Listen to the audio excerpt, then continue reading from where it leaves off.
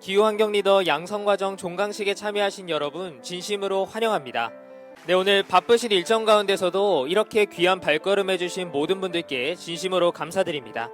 네, 오늘 이 행사에는 제2기 기후환경 리더 양성과정 참여자분들이 함께하고 있습니다. 그리고 또 몇몇 반가운 얼굴들이 보이는데요. 바로 2기 참여자들을 응원하기 위해 온 1기 수료자들입니다. 모두 반갑습니다.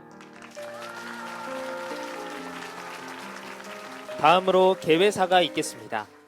먼저 반기문 제8대 유엔 사무총장님 앞으로 모시겠습니다. 사랑하는 기후환경 리더 대학생 여러분, 대단히 반갑습니다. 며칠 전까지 상당히 춥고 눈도 오고 그랬는데 오늘은 좀 풀린 것 같습니다. 여러분 오시는데 어려움이 없었기를 바랍니다. 2023년 개묘년 새해에 복 많이 받으시기 바랍니다. 며칠 있으면 구정이 되죠. 일상생활에서 건강과 보람이 함께하는 가운데 새로운 경험과 추억도 많이 쌓고 무엇보다도 학업에 있어서 괄목상대할 만한 큰 성취를 이루기를 진심으로 기원합니다. 오늘 제2기 기후환경 리더 양성 과정을 훌륭하게 수료하신 여러분들의 노력과 열정에 무한한 찬사와 격려를 보냅니다. 모두 수고하셨다고 서로 한번 박수 한번 크게 한번 축하합니다.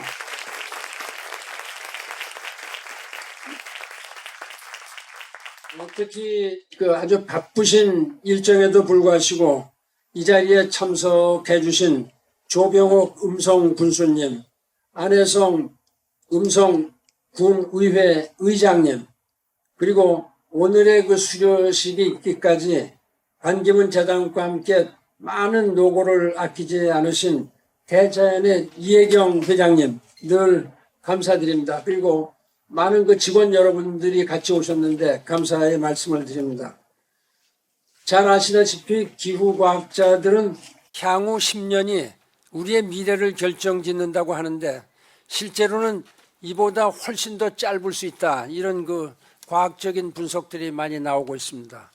지구환경 분야에서 기후 불확실성이 점증하고 있고 이에 따라서 기후변화 시나리오가 아주 급격하게 변할 수 있기 때문입니다. 제가 유엔 사무총장으로서 각고의 노력 끝에 이끌어낸 파리 기후변화 협약에서는 지구온난화의 임계점을 산업혁명 이전 대비 섭씨 1.5도 상승으로 잡았고 2030년에서 2052년 무렵에 이것이 임계점에 도달할 것이라고 이렇게 예측한 바 있었습니다. 그런데 2021년에 열린 기후변화에 관한 정부 간 협의체, IPCC라고 많이 들었죠. Intergovernmental Panel on Climate Change. 거기에서는 섭씨 1.5도 상승 도달 시점을 2021년에서 2040년 사이로 한 10년을 앞당겨서 발표를 했습니다. 이미 WMO에서는 섭씨 1.09도가 올라갔으니까 남은 거는 0.5도, 4도, 뭐 이 정도뿐이 남질 않았다. 이걸 우리가 2040년까지 막아야 되는 이런 상당히 어려운 형편입니다. 또한 영구 동토층의 점진적인 해빙과 함께 갑작스러운 형태의 동토층이 녹으니까 탄소와 메탄가스가 급격히 배출될 수 있다. 이런 이야기가 나오고 있고 이것은 온실가스 체계 최대 배출국들의 배출량을 넘어서는 이러한 상황입니다. 이것이 회복 불가능한 수준의 문제를 야기시킬 수도 있다는 경고가 기후과학계에서 계속해서 제기되고 있습니다. 이제 우리는 지구와 인류의 지속가능한 미래를 위해서 기후의 급격한 변화, 다양한 위험 요인까지 고려해서 탄소 배출량 감축 목표를 좀 더 앞당기고 문제 심각성에 걸맞는 대규모의 노력과 대담한 행동에 나서야만 합니다. 이러한 현실에 우리가 진정 필요로 하는 것은 네트 제로 2050 이것을 선도할 필요가 있다. 이런 것입니다. 지금 우리에게는 각 국가를 위한 지도자는 있어도 세계를 위한 지도자는 찾아보기가 참 힘든 상황이 되어 있습니다. 빙하가 급속도로 녹아내리고 있지만은 각국의 지도자들은 빙하가 녹으면서 새로 생긴 북극 항로와 자원에 더 큰 관심을 가지고 있는 상황입니다. 인류가 세계적인 문제를 해결하면서 다음을 위한 도약을 하기 위해서는 국경을 넘어 생각해야 됩니다. 세계에서 어떠한 벽도 국경도 우리를 위기에서 보호해 줄 수는 없다. 이런 점을 잘 기억하기 바랍니다. 지금 지도자들의 역할이 너무나 중요합니다. 한 가지 예를 들어서 보우소나루라고 전 브라질 대통령, 그분이 문제를 많이 일으켰죠. 그 재임 중에 개발을 통한 경제 성장을 내세우면서 아마존 열대우림 개간과 산림 벌채를 남용해서 세계의 그 우려를 자아냈습니다.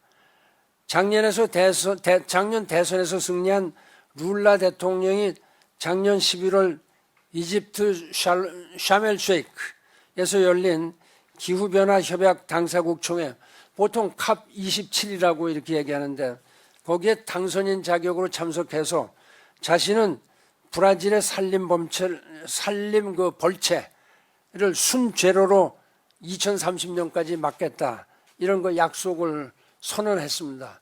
제가 유엔 사무총장 때 아마존 강 유역에 가서 그 산림 벌채되는 이러한 광경을 직접 보고 제가 그 자리에 나무를 하나 심고 왔습니다. 나무 하나가 아무런 저기도 아니지만 상징적인 겁니다. 유엔 사무총장이 여기에 나무를 심었고 나무를 함부로 베지 말자, 이런 이야기를 했고, 또 인도네시아, 가까운 인도네시아에 칼리만탄이라는 데가 있습니다. 지금 인도네시아의 수도 자카르타, 인도네시아가 지금 가라앉고 있습니다. 나라 전체가. 그래서 수도를 옮겨야 됩니다. 칼리만탄으로 옮기게 돼 있죠. 칼리만탄은 세계에서 4번째로 큰 산림 지역입니다. 내가 사무총장 때 거기에 직접 가서 이 산림 벌채하는 걸 막기 위해서 유엔 사무소를 거기다 세웠습니다. 수도를 만들려고 보면 나무를 깎아야 되겠죠. 불가피하게. 그거는 이해를 합니다. 그래서 거기 작년에 인도네시아에 갔었을 때 그 부통령하고 협의를 했었는데, 하여튼 자신들이 나무를 한 그루를 자르면은 2그루를 꼭 다른 데다 심겠다, 이런 거 약속을 했습니다. 그러나 그걸 다 지켜봐야 되겠죠. 제가 그 자리에서 원주민들도 많이 만났습니다. 이거 나무 자꾸 깎아서 팔아먹지 말아라. 근데 그 사람들은 자기 생계로 팔아먹죠. 그냥 가구상에 그냥 돈 100불, 200불 갖고 몇백 년 된 나무를 팔아먹는 겁니다. 그래서 그걸 못하게 지금 하고 있는 건데, 이것이 전 세계적인 노력의 일환이다. 제가 오늘 그 말씀을 드립니다. 그 브라질의 그 룰라 대통령은 경제 성장만을 추구하는 자신의 자기 나라의 그 리더가 아니라 기후위기 대응에 있어서 세계의 리더로서 활동하겠다라고 약속을 했습니다. 제가 2년 전까지 국가기후환경회의 위원장으로 활동을 했습니다. 그때에 2040년까지 우리나라의 석탄 발전을 완전히 폐쇄할 것을 정부에 제안했었습니다. 그때 그 미세먼지 때문에 고생들 많이 하고 그때도 마스크를 많이 쓰고 다녔습니다. 그때 제가 위원장을 하면서 우리나라의 60개의 석탄 발전소 중에서 28개를 아주 급한 그 겨울 시기에는 문을 닫게 했습니다. 60개 중에서 28개 하니까 38개의 석탄 발전소만 가동을 했죠. 그 바람에 우리나라의 미세먼지가 대폭 줄어들었다, 이런 점을 말씀을 드립니다. 오늘날 사실은 산업계의 반발이 많이 심하지만은 우리나라의 그 중요한 정책으로서 탄소 중립 2050은 되돌이킬 수 없는 이런 세계적인 추세가 됐다, 여러분 알고 계시기 바랍니다. 세계가 이제까지 추구해온 삶의 방식을 완전히 바꾸기 위해서는 과감하고 담대한 처방이 필요합니다. 국경을 넘어서 생각하고 세계적으로 연대하고 세계가 하나가 되어서 행동하도록 다자간 협력을 강화해 나가야만 합니다. 우리도 우리 정부가 그리고 기업이 전 세계적인 추세에 맞춰서 행동하도록 밀어붙여야만 합니다. 탄소 경제에 기반한 성장은 더 이상 지속 가능하지 않다는 점을 여러분께서 확실히 이해를 하시기 바랍니다. 기후협력이 더 나은 결과로 이어진다는 것을 끊임없이 호소하고 있습니다. 지도자들이 여러분들의 목소리를 듣고 기후위기 극복을 위한 옳고 타당한 정책을 입안하도록 영향력을 가해야 합니다.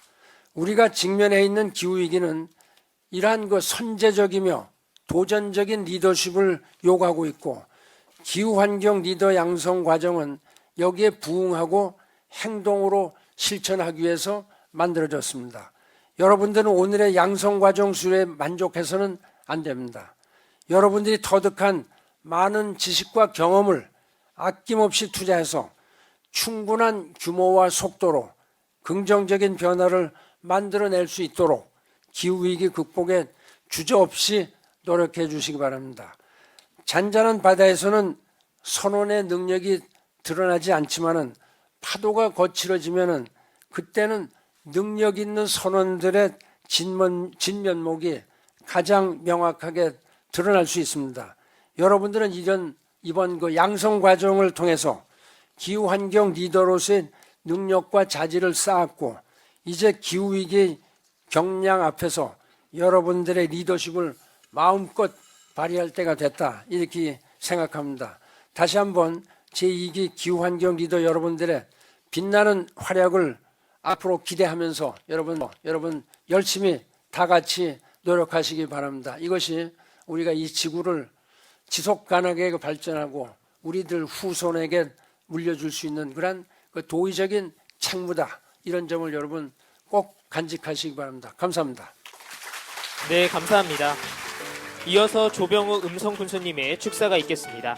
모두 큰 박수로 맞아주시기 바랍니다. 예, 반갑습니다. 음성군수 조병옥입니다. 먼저 우리 대한민국의 중심, 상상대로 음성, 제8대 반기문 유엔 사무총장님의 고향인 음성을 찾아주신 반기문 재단 내빈 여러분, 그리고 대학생 여러분 진심으로 환영합니다. 이곳 반기문 평화관은 우리 제8대 반기문 유엔 사무총장님의 업적을 기리고 특히 청소년들에게 세계 평화의 꿈을 키우기 위한 그런 기념관으로 2018년에 개관을 했습니다. 그래서 현재까지 많은 청소년들이 이곳을 다녀가고 있고 또 세계 평화를 위한 꿈을 키우는데 일조를 하고 있다고 생각합니다. 이런 곳에서 오늘 제2기 기후변화 리더 과정 종강식을 개최하게 돼서 무엇보다 뜻깊게 생각을 합니다.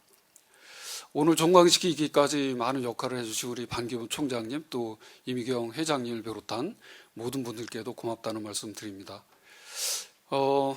기후변화에 대해서는 어느 누구 할 것 없이 지금 전 세계가 집중하고 있고 또 한 가지라도 더 실천하기 위해서 많은 노력을 하고 있다고 생각합니다.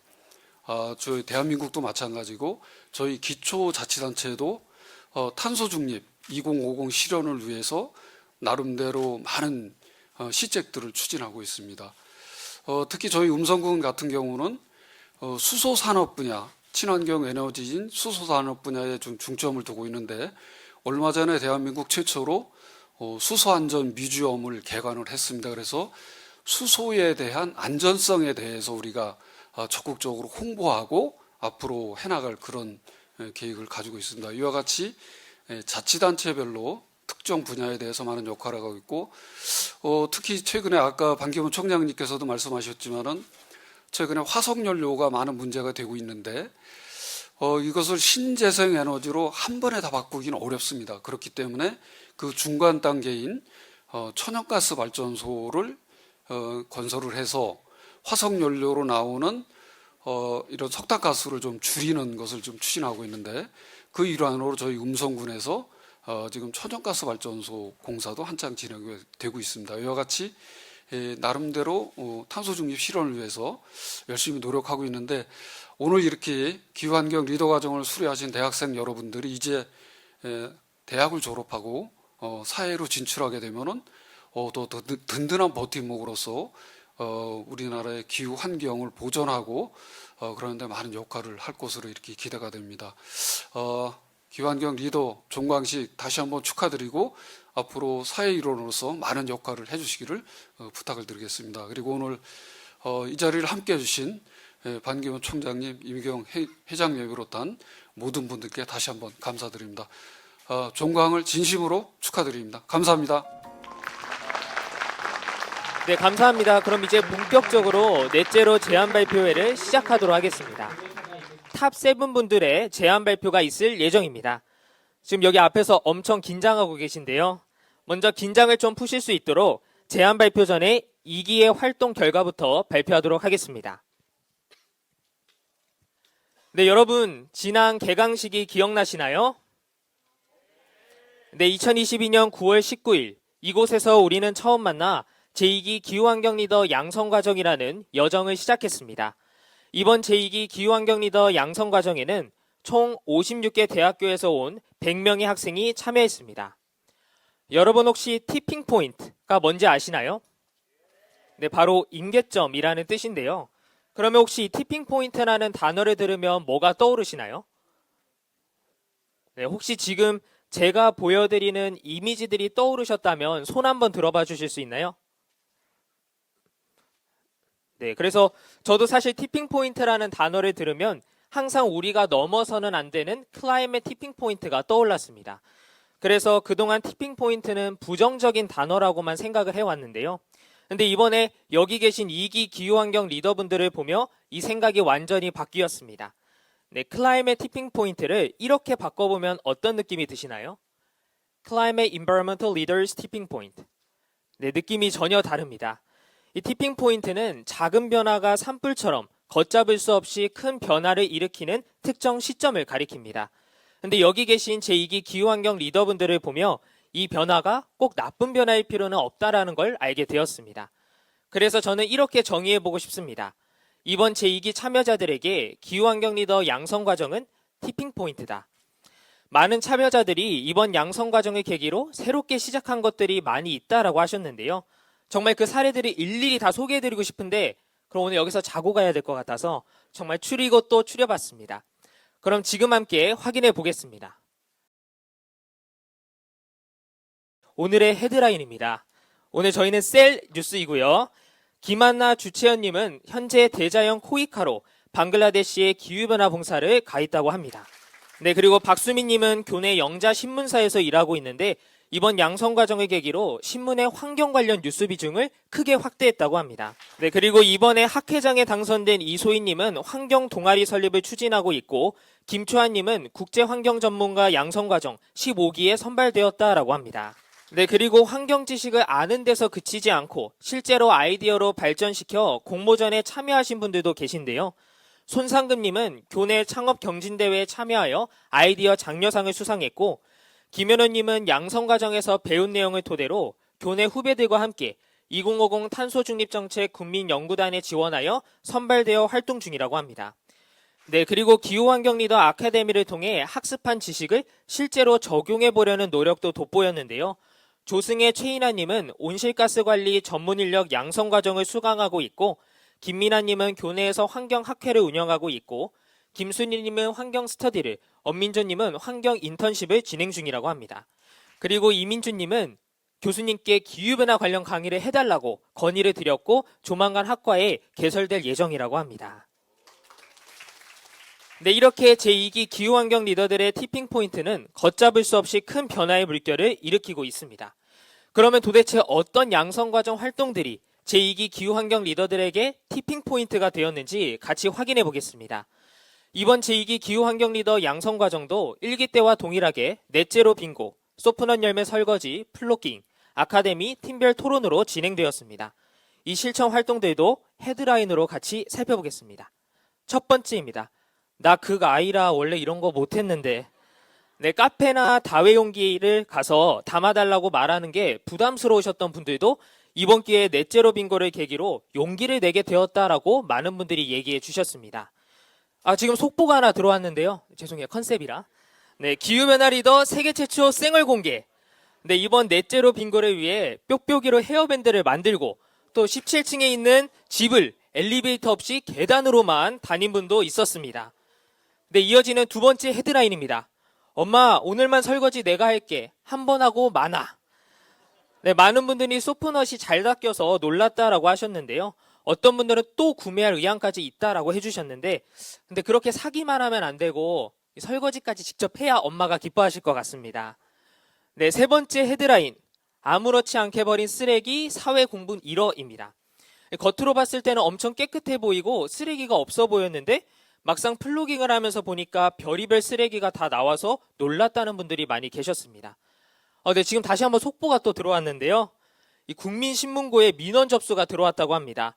플로깅을 하다가 금연구역에 담배꽁초와 쓰레기가 막 버려져 있는 것을 보고 국민신문고에 직접 민원 접수를 했다는 성서연님의 소식입니다.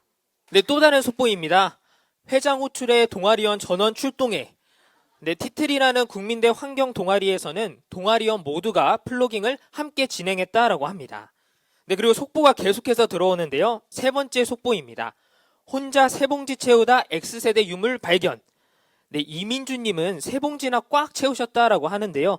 근데 쓰레기를 줍다가 처음 보는, 네, 여기 계신 분들은 내빈 분들은 또 보셨을 수도 있을 것 같아요. 그래서 이렇게 처음 보는 유물을 발견했다라고 합니다. 네, 네 번째는 10월 9일부터 30일까지 개최된 진주 남강유등 축제기간 23일 내내 홀로 묵묵히 플로깅을 한 신원미상의 인물이 포착되었다는 소식입니다. 현재 제보된 인상착의로 수소문 중이라고 하는데요. 네, 23일 내내 혼자 플로깅을 진행했다라고 합니다. 네, 네 번째 헤드라인입니다. 우리 친할걸요? 본 적은 없지만 내적 친밀감 생겨입니다. 이 3차에 걸쳐 비대면으로 토론이 진행되며 팀원들 간에 한 번도 본 적이 없지만 내적 친밀감이 생겼다는 아주 희망찬 소식입니다. 그래서 오늘의 종강식이 이렇게 대면으로 진행될 수 있어 다행인 것 같습니다. 네, 근데 사실 하이라이트는 아직인데요. 이번 제2기 기후환경 리더 양성 과정이 보다 더 특별했던 이유는 바로 1기와 2기의 대통합이 있었기 때문입니다. 바로 수료자 모임인 The Elders의 공식 출범이 있었습니다. 반기문 총장님께서 소속되어 계신 The Elders에서 착안한 The Climate Environmental Leaders를 줄인 명칭 The Elders입니다. The Elders의 첫 공식 활동으로 2022년 11월부터 12월 약 2달간 전국 대학교를 대상으로 2022 대학 환경의식 조사를 진행했는데요. 총 254개 대학생 4,348명을 대상으로 환경의식 조사가 시행되었습니다. 응답의 한 예로 본인의 대학교가 기후위기 시대에 그린 캠퍼스 구축을 최우선 과제로 삼고 실행하길 원하느냐는 질문에 약 87%의 대학생들이 그렇다고 답했습니다. 네, 이렇게 돌아보니 2022년 한 해는 정말 우리 기후환경 리더들의 한 해였던 것 같습니다. 이제는 7명의 우수 발표를 들어볼 차례인데요. 첫 번째 발표자의 발표부터 들어보도록 하겠습니다. 안녕하세요. 임순우입니다. 제가 해외에 있어 영상으로 발표하게 된 점 양해 부탁드리며 지금부터 저의 제안 도넛경제학에 기반한 환경 데이터 플랫폼에 대해 발표하겠습니다. 저는 사람들에게 환경에 대한 올바른 인식을 키우고 환경 문제의 중대성을 깨닫게 할 방법이 필요하다고 생각했습니다. 그래서 환경 정보를 제공해주는 환경 데이터 플랫폼의 역할에 주목해보았고 저는 오늘 이 자리에서 기존의 환경 데이터 플랫폼들의 한계점을 보완하여 새로운 형태의 플랫폼을 제안하고자 합니다. 이 플랫폼의 목적은 시민들에게 자신의 삶의 터전과 지구에 대한 이해를 높인 다음 더 많은 참여와 생활 변화까지 이끌 수 있도록 도모하는 것입니다.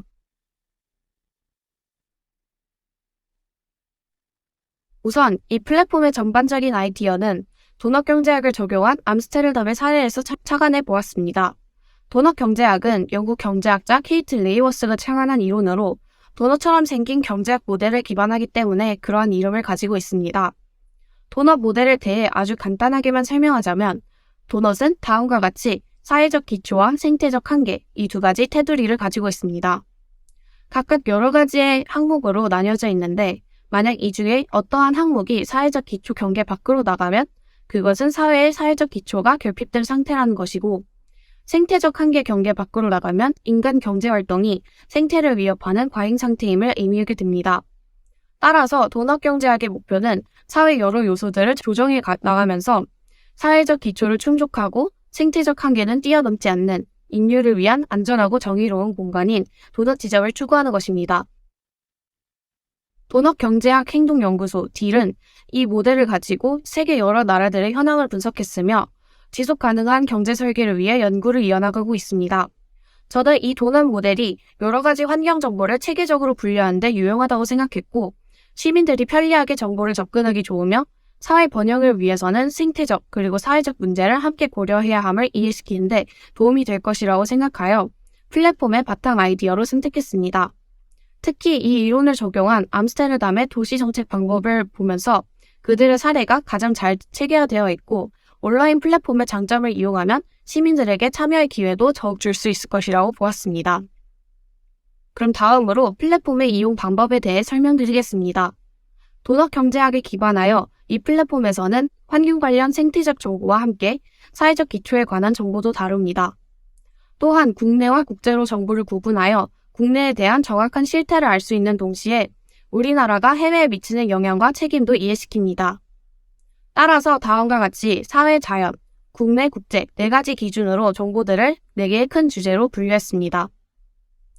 첫 번째 주제인 국내 사회에서는 한국 안의 사회적 기초와 복지에 대해, 두 번째 주제인 국내 자연에서는 한국의 자연과 더불어 사는 삶이 어떠한지에 대해, 세 번째 주제 국제 자연에서는 한국이 국제에 미치는 생태적 영향, 마지막으로 네 번째 주제 국제 사회에서는 한국 활동이 국제적으로 미치는 사회적 영향을 다룹니다. 각 주제별로 큰 틀을 잡았으면 이제 정보들을 항목별로 카테고리화 시키는데요. 암스테르담의 도시정책 계획을 참고하자면 사회적 기초 관련 자료를 세분화하는 기준은 SDG를 이용해서 두 주제에 각각 맞게 세부 항목이 짜여져 있고 생태 관련 자료는 도넛 경제학에서 제시한 생태적 한계 분류 방식을 이용하여 마찬가지로 주제에 맞게 짜여져 있습니다.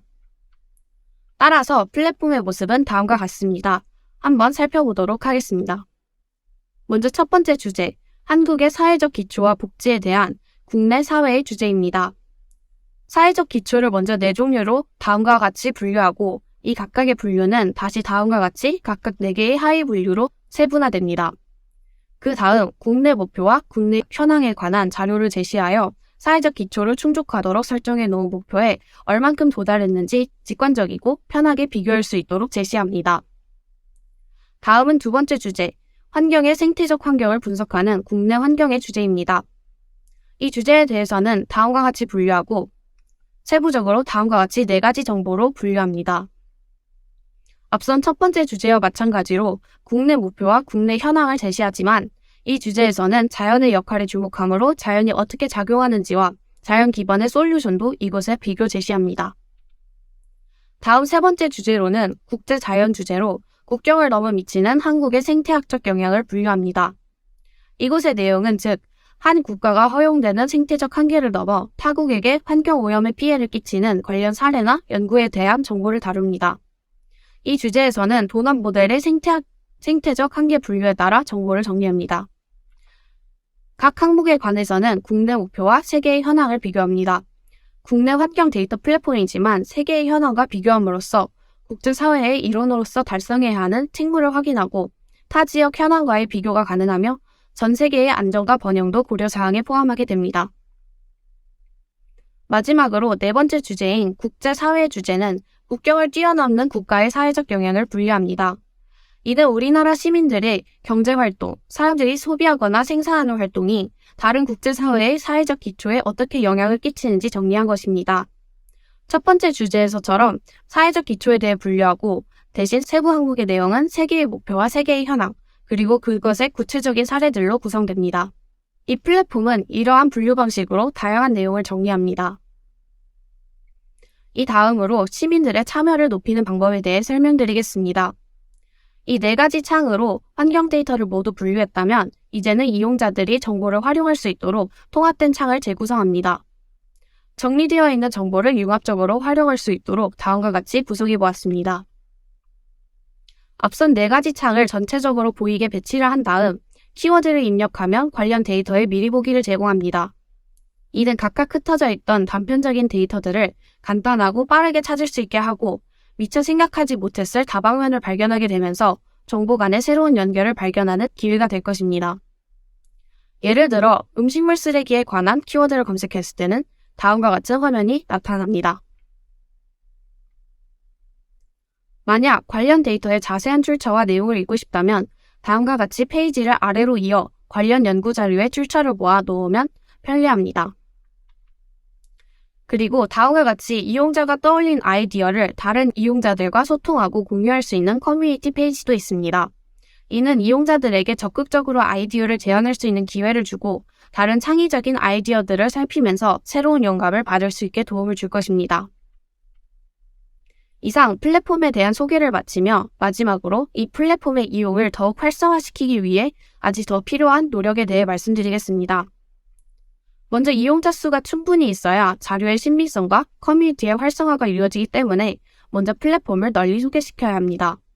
예를 들어 정부나 정부의 인정을 받은 재단에서 주최하는 플랫폼임을 확인시켜 플랫폼에 신빙성을 부여해주고 우계 공익광고, SNS 공익광고 등 다양한 공익광고의 형식으로 사람들에게 노출시켜야 합니다.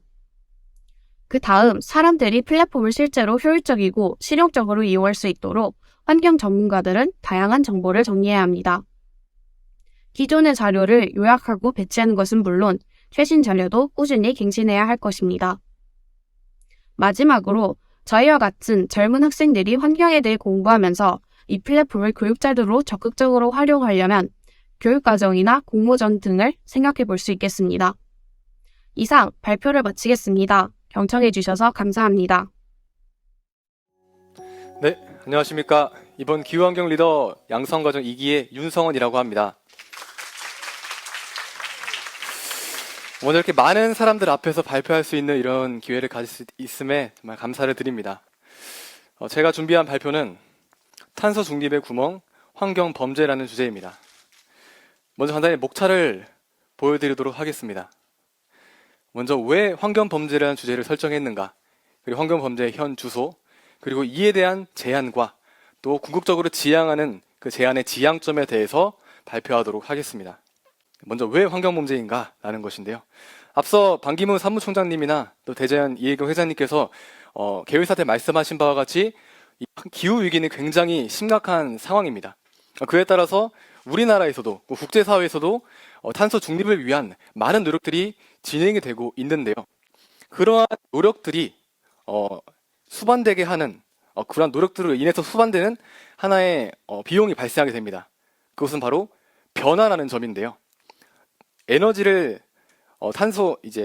석탄 산업에서 다른 탈에너지로 전환하는 산업 혹은 산업 구조를 변화하는 것, 이러한 변화들이 수반이 되게 됩니다. 그런데 그 변화들이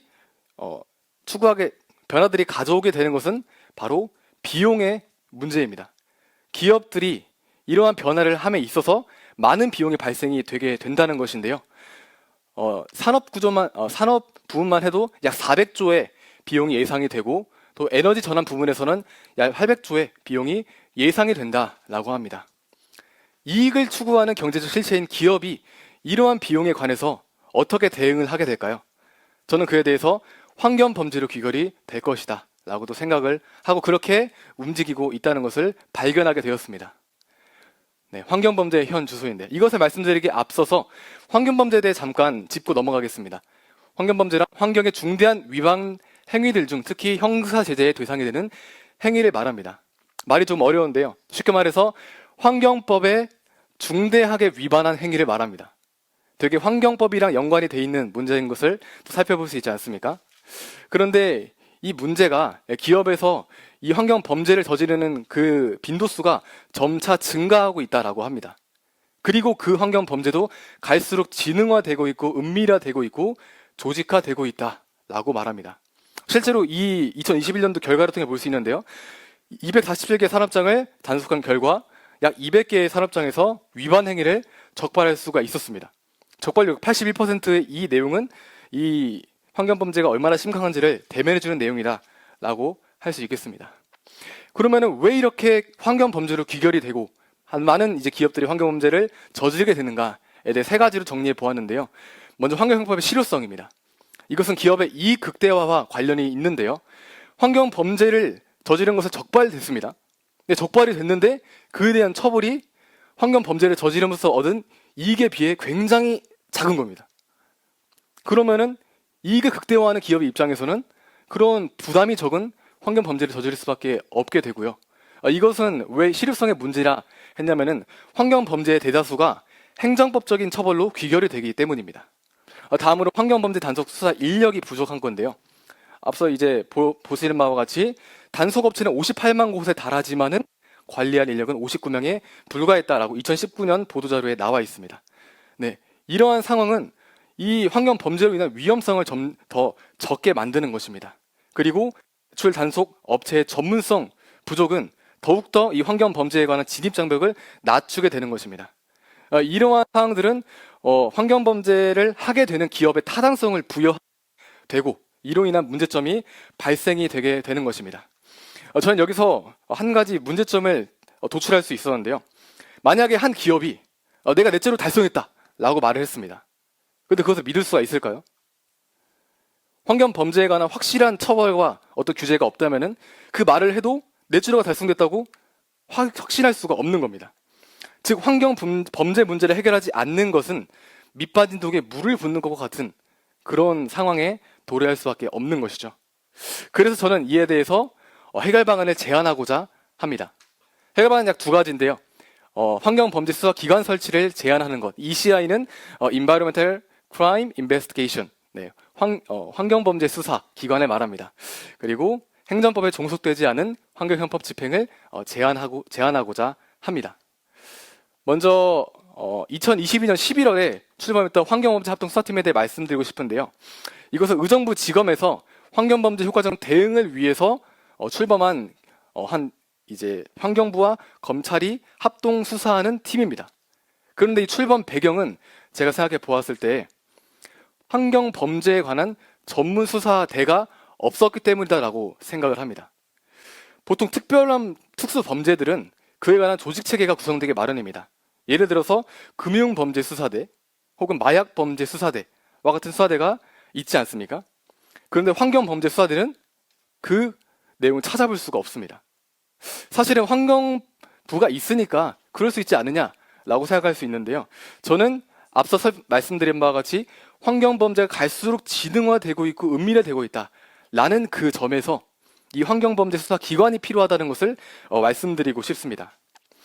그래서 이를 바탕으로 해서 환경범죄 수사 기관 한번 제가 창립을 해봤는데요. ECI라고 해서 환경범죄 수사대라고 할 수 있고요. 또 비전도 설정을 해봤는데요. 환경과 국민을 수호하기 위한 환경범죄 수사 역량 강화라는 이 관점에서 세 가지로 또 비전을 구체화해봤습니다. 첫 번째로 이것은 이제 ECI 이니셜을 딴 건데요. Education to Train Professional. 네, 교육 환경 범죄에 관한 전문 인력을 양성하는 것. 또 C. Counteract all illegal pollution for net zero. 이 모든 이 환경 오염에 대한 불법 행위를 적발한다라는 것인데요. 아까 말씀드린 바와 같이 단속 업체의 신뢰성이 굉장히 떨어지고 있는 게 현실이거든요. 그런 단속 업체의 체계적인 교육과 그에 대한 감시를 강화함으로써 모든 불법 행위에 관한 적발을 지향하겠다라는 것이 이 비전의 취지입니다. 다음 I는 Integration for Environmental Crime Investigation이라고 해서 현재는 이 환경부와 이 검찰이 그냥 연계해서 이런 수사를 진행하고 있는데 이에 대해서 이렇게 중앙 집권화된 환경수사 기관을 설치한다면은 더욱더 일원화된 또 지역마다의 어떤 특성을 종합해서 중앙 집권적인 환경범죄 수사가 가능하지 않을까라고 생각을 하였습니다. 또 이를 통해서 환경범죄 적발률을 높일 수 있는 것은 덤이라고 또 생각을 합니다. 네, 다음으로 앞서 말씀드린 행정법에 종속되지 않은 환경형법 집행 제한에 관한 내용인데요. 먼저 이 내용이 무엇이냐면은 환경범죄단속법, 즉 환경형법의 한 조항입니다. 내용을 보시면은 중대한 과실로 제3조 1항의 죄를 범한 자는 징역 혹은 벌금에 처한다라고 하는데요. 여기서 제3조 1항이 무엇인지 아십니까? 바로 환경법입니다. 환경형법이 환경법에 의거해서 이 조항이 구성이 되고 있는 것입니다. 어떻게 되냐면은 행정 종속성을 가지고 띄게 되니까 환경범죄를 발견했을 때 대다수의 환경범죄가 행정법으로 다 처벌이 되고 귀결이 되게 되는 것입니다. 그런데 이것을 지양해야 되는 이유는 형법은 적법성을 고려하고요. 행정법은 유효성을 고려합니다. 말이 어려운데 쉽게 표현하면은 무엇이 범죄인가가 적법성이고 범죄 행동이 어떤 영향을 미치는가가 유효성입니다. 그런데 그 유효성은 경제적인 이익과 그 기업의 이익을 고려하게 됩니다. 그러니까 만약에 환경 범죄로 인해서 피해가 발생하는데 그로 인한 이익이 좀 더 크다면은 그것을 하게끔 할 수도 있는 겁니다. 그래서 실제로 기업들은 사업장들은 행정부의 그 환경부에서 이 정도는 배출해도 괜찮다라고 하는 조항들을 다 가지고 있습니다. 그런 기준들을 가지고 있다는 것이죠. 그런데 이렇게 되면은 환경 범죄의 타당성을 제공하게 되고 그 빌미를 제공하게 되는 것입니다. 그래서 저는 어떻게 해야 그럼 제대로 된 환경형법 집행이 가능할까라는 부분에 대해서 두 가지로 정리를 해보았는데요. 먼저 행정적, 형사적 제재를 동시에 부과하는 것입니다. 쉽게 예를 들어 보겠습니다. 제가 어떤 사람이 앞에 이제 나왔습니다. 제가 이 사람과 말다툼을 하다가 폭행을 했습니다. 그럼 그 사람이 이제 저를 고발을 하겠죠? 그러면 어떻게 고발을 할까요? 민사상의 고발을 할까요? 아니면은 형사상의 고발을 하게 될까요? 정답은 둘 다 가능합니다. 민사상으로는 위자료를 청구할 수 있겠고요. 형사상으로는 이 사람의 징역 살게 해달라, 벌금을 부과해달라라고 할 수 있습니다. 마찬가지로 환경 범죄에 관해서 행정법으로 귀결되는 것이 아니라 행정법 처벌은 처벌대로 하되 형법적인 처벌도 그에 상응하게 해야 한다는 것입니다. 네. 두 번째로는 형벌 규정의 세분화인데요. 내용을 보시면은 환경 형벌 자체가 앞서 본 바와 같이 굉장히 행정법에 의거해서 다 돼 있지 않습니까? 그럼 이러면은 환경 형법을 완전히 적용하기가 힘든 겁니다. 그래서 그에 대한 조항을 세분화해서 예를 들어서 환경청에 허가된 배출 기준치의 10%를 초과할 경우 매출액 대비 3%의 과징금을 부과한다. 뭐 이런 식의 구체적인 기준을 명시함으로써 환경형법의 실효성을 높일 수 있을 것이다 라고 생각을 합니다. 네, 시간이 많이 오버됐는데요. 정말 죄송합니다. 네, 마지막으로 이 자리가 글로벌 리더 과정이다 보니까 글로벌적으로 지금 제가 제안하는 게 어떤 영향을 미치는가에 대해서 말씀을 드리고 싶습니다. 환경범죄에 관한 내외적인 동향을 보시면은 국제적으로는 에코사이드라고 해서 에콜로지 제노사이드, 환경 학살에 대해서 국제적인 범죄로 규정을 해야 된다라고 하는 분위기가 그런 목소리가 높아지고 있습니다. 그런데 우리나라는 어떤지 아십니까? 우리나라에서는 환경 범죄 규제를 완화하고 있습니다. 기업의 피해가 가중된다, 기업의 부담이 가중된다고 말을 하면서요. 이러한 모순적인 상황은 저는 원치 않습니다. 그래서 이러한 국제사회를 따라가는 우리나라가 아니라 국제사회를 선도해 나가는 대한민국이 되기를 바랍니다. 그래서 이 환경형법에 관해서 우리나라에서 적합한 대응 시스템을 마련하고 환경형법이 확실하게 그것이 제재가 될 수 있도록 그런 시스템을 마련함으로써 다른 모든 나라에 귀감이 되는, 마치 우리나라가 코로나 사태에 있을 때 다른 나라의 모범 국가가 되지 않았습니까? 그런 것처럼 이 환경 범죄에 관해서 귀감이 되는 그런 나라가 되었으면 좋겠고요. 뿐만 아니라 이러한 내용을 통해서 환경 범죄를 근절을 선도하는 나라가 우리 대한민국이 되었으면 좋겠습니다. 네, 앞서 이러한 내용을 또 이제 환경 범죄에 관한 내용은 마치겠고요. 저희가 이 자리에 모인 이유는 이 기후 위기를 극복하기 위함 아니겠습니까? 근데 만약에 넷제로가 달성이 되지 않는다면은 지금까지 우리가 하고 있는 이 모든 노력들은 다 헛수고가 될 것입니다. 저는 그런 무의미한 일이 발생하지 않기를 바라고 또 그렇게 소원합니다. 그래서 지금 이러한 모든 노력들이 꼭 이 탄소 중립 실현이라든 그러한 마침표로 귀결되기를 바라면서 발표를 마치도록 하겠습니다. 감사합니다. 안녕하세요. 기후환경 리더 양성과정 2기 임소연입니다.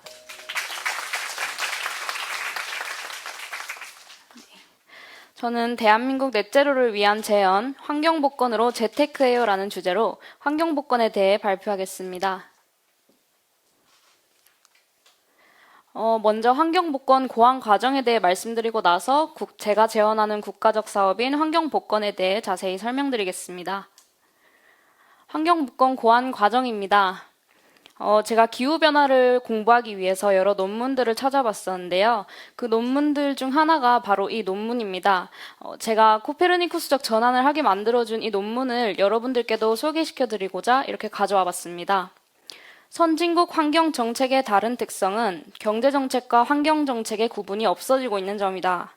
경제적 유인제도, 환경세 등을 통해 환경오염으로 인한 사회비용을 시장가격에 반영, 내부화되도록 함으로써 개별 경제 주체들의 오염 방지 노력을 유도하고 있다. 이게 거칠게 표현하자면 이제 돈으로 환경에 관심을 끌게 한다가 될 수도 있는데요.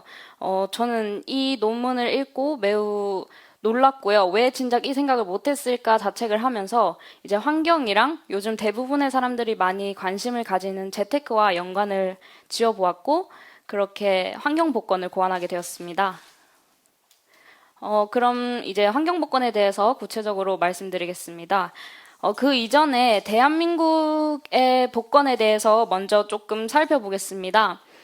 현재 대한민국 복권기금 법정 배분액 중 5.846%가 녹색 자금으로 사용되고 있습니다.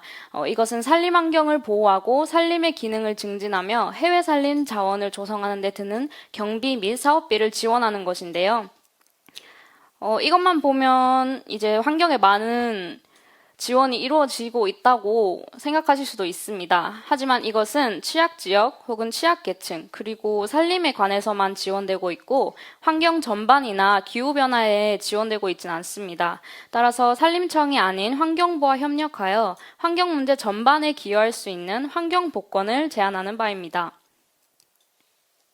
환경복권의 복권 번호는 다음과 같습니다.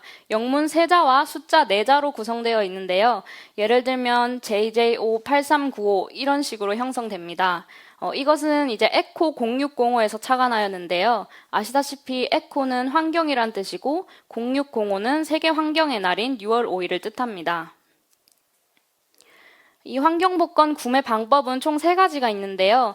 판매전 구매, 인터넷 구매, 실천활동으로 수령입니다.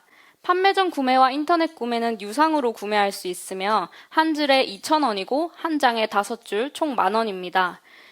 그리고 실천활동으로 수령 같은 경우는 무상으로 획득할 수 있는데요. 이것은 넷제로나 탄소 중립을 위한 실천활동을 통해 획득할 수 있습니다. 예를 들면 이제 카페나 음식점에서 다회용기의 구매 2회 시 한 줄, 공공자전거 1만원 지출당 한 줄, 공인 플로깅 활동 참여 2회당 한 줄 등으로 구성되고 이 외에도 실천활동 방법은 정말 다양하고 많은데 지금은 시간 관계상 생략하도록 하겠습니다. 이 무상으로 획득하는 경우 어떻게 인증받을 수 있는가 하면 음식점이나 가게에 방문할 경우에는 직원에게 QR을 통해서 인증받을 수 있고요. 그리고 자전거 같은 경우는 기존의 자전거 앱에서 인증받을 수 있고 플러그인 같은 경우는 이제 활동 내역을 제출해서 인증받을 수 있습니다. 그리고 이때 어떻게 기금이 마련되는가 하면 추가로 부과되는 세금은 없고 이제 원래 부과되던 세금 중에 일정 퍼센트를 환경세로 지정하는 것입니다. 예를 들어 제로 웨이스트 제품 2만 원 상당을 구매했다고 치면 그중 10%가 약 10%가 세금일 텐데 그 세금 중에 10%를 환경세로 지정해서 기금을 모으는 것입니다. 그렇다면 이제 환경복권 등위 및 당첨 금액에 대해서 설명드리겠습니다. 1등부터 4등 그리고 특별 백인 및 기타 사항들을 이렇게 자세하게 나타내어 보았는데요. 그중 중요한 1등에 대해서 말씀드리겠습니다. 1등은 3개의 문자와 4개의 숫자가 모두 같아야 하며 당첨 확률은 1억 7,576만 분의 1이고 당첨 금액은 총 당첨금의 75%입니다. 그리고 4등까지 이렇게 나타나 있고요. 특별 백인은 말 그대로 특별한 백인으로 선정된 사람으로 복권 소유자 중에서 랜덤으로 추첨하여 선정합니다. 이들의 그 당첨 상품은 약 2만 원 상당의 친환경 제품을 구매할 수 있는 쿠폰입니다. 그리고 특별 회차가 있는데요. 아까 앞서 제가 이 번호를 고안을 했던 게 에코 0605에서 고안을 했다고 했지 않습니까? 그래서 이 복권 번호가 에코 0605일 때 당첨된 사람 같은 경우에는 이제 1등과 2등이 기존 당첨금의 10배를 지급받을 수 있습니다. 이 환경복권 기금의 사용처에 대해 알아보겠습니다.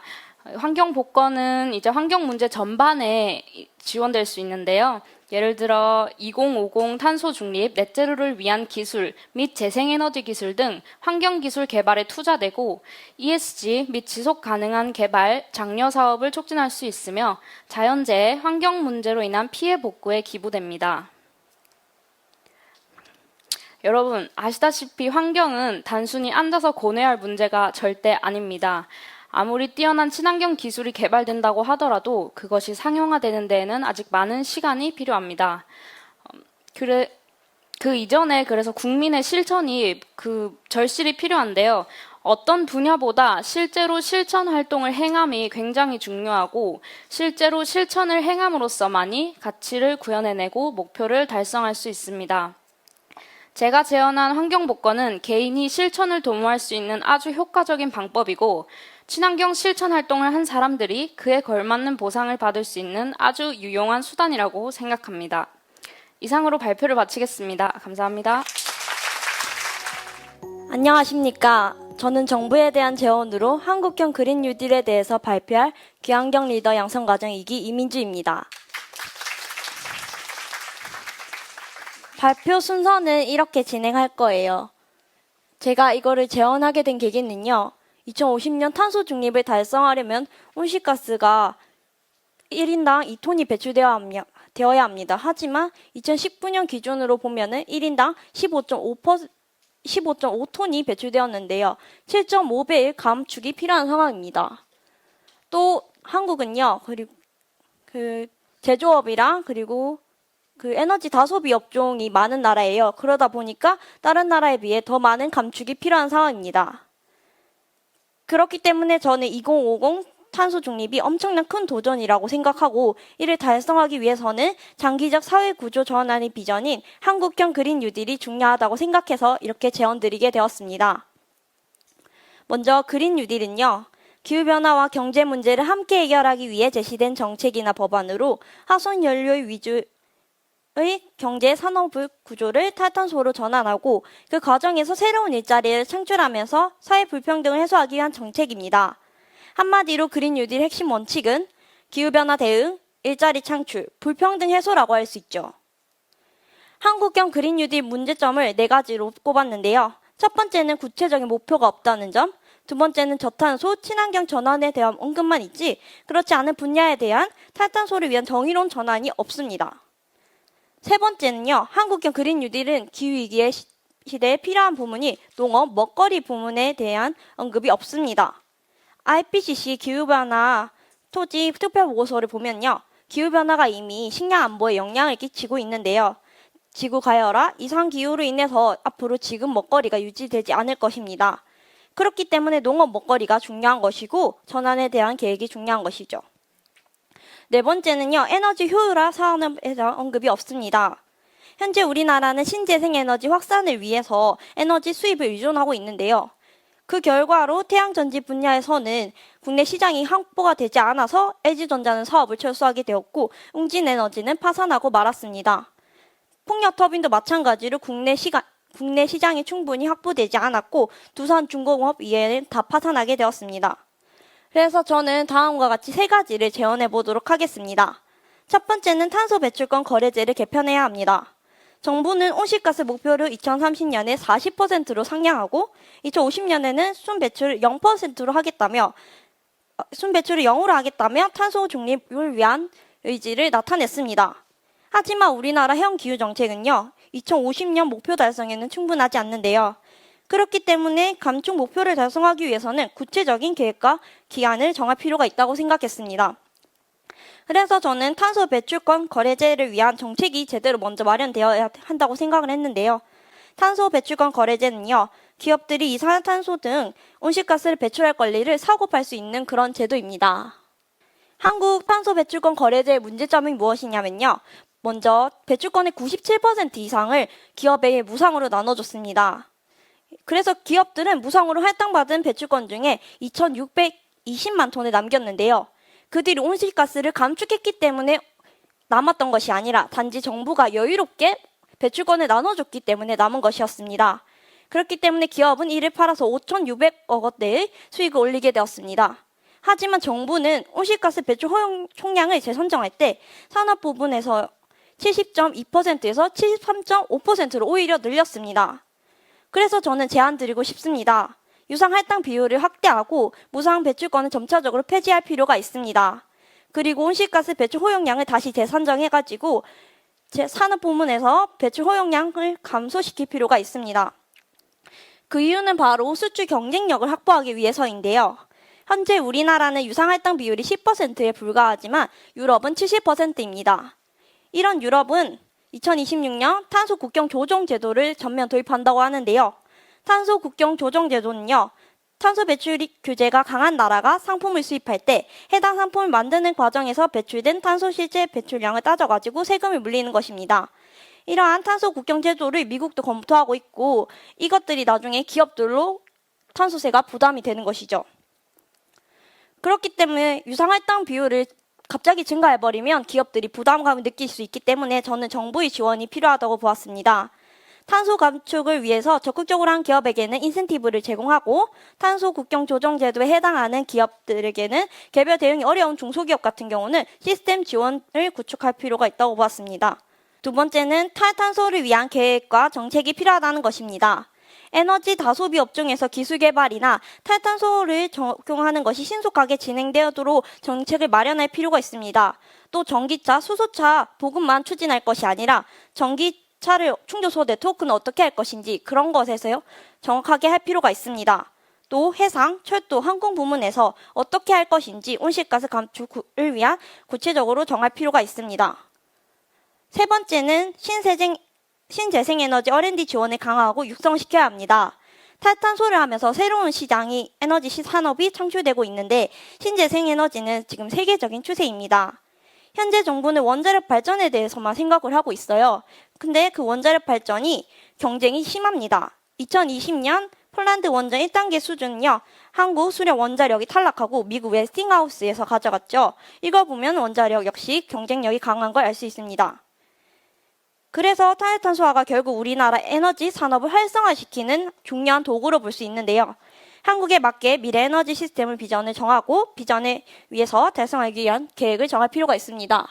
그래서 저는 제안 드리고 싶은데요. 정부 연구기관과 민간기업 간의 협력 시스템을 구축하고 일회성 투자가 아닌 지속 가능한 투자를 진행할 것을 제안 드립니다.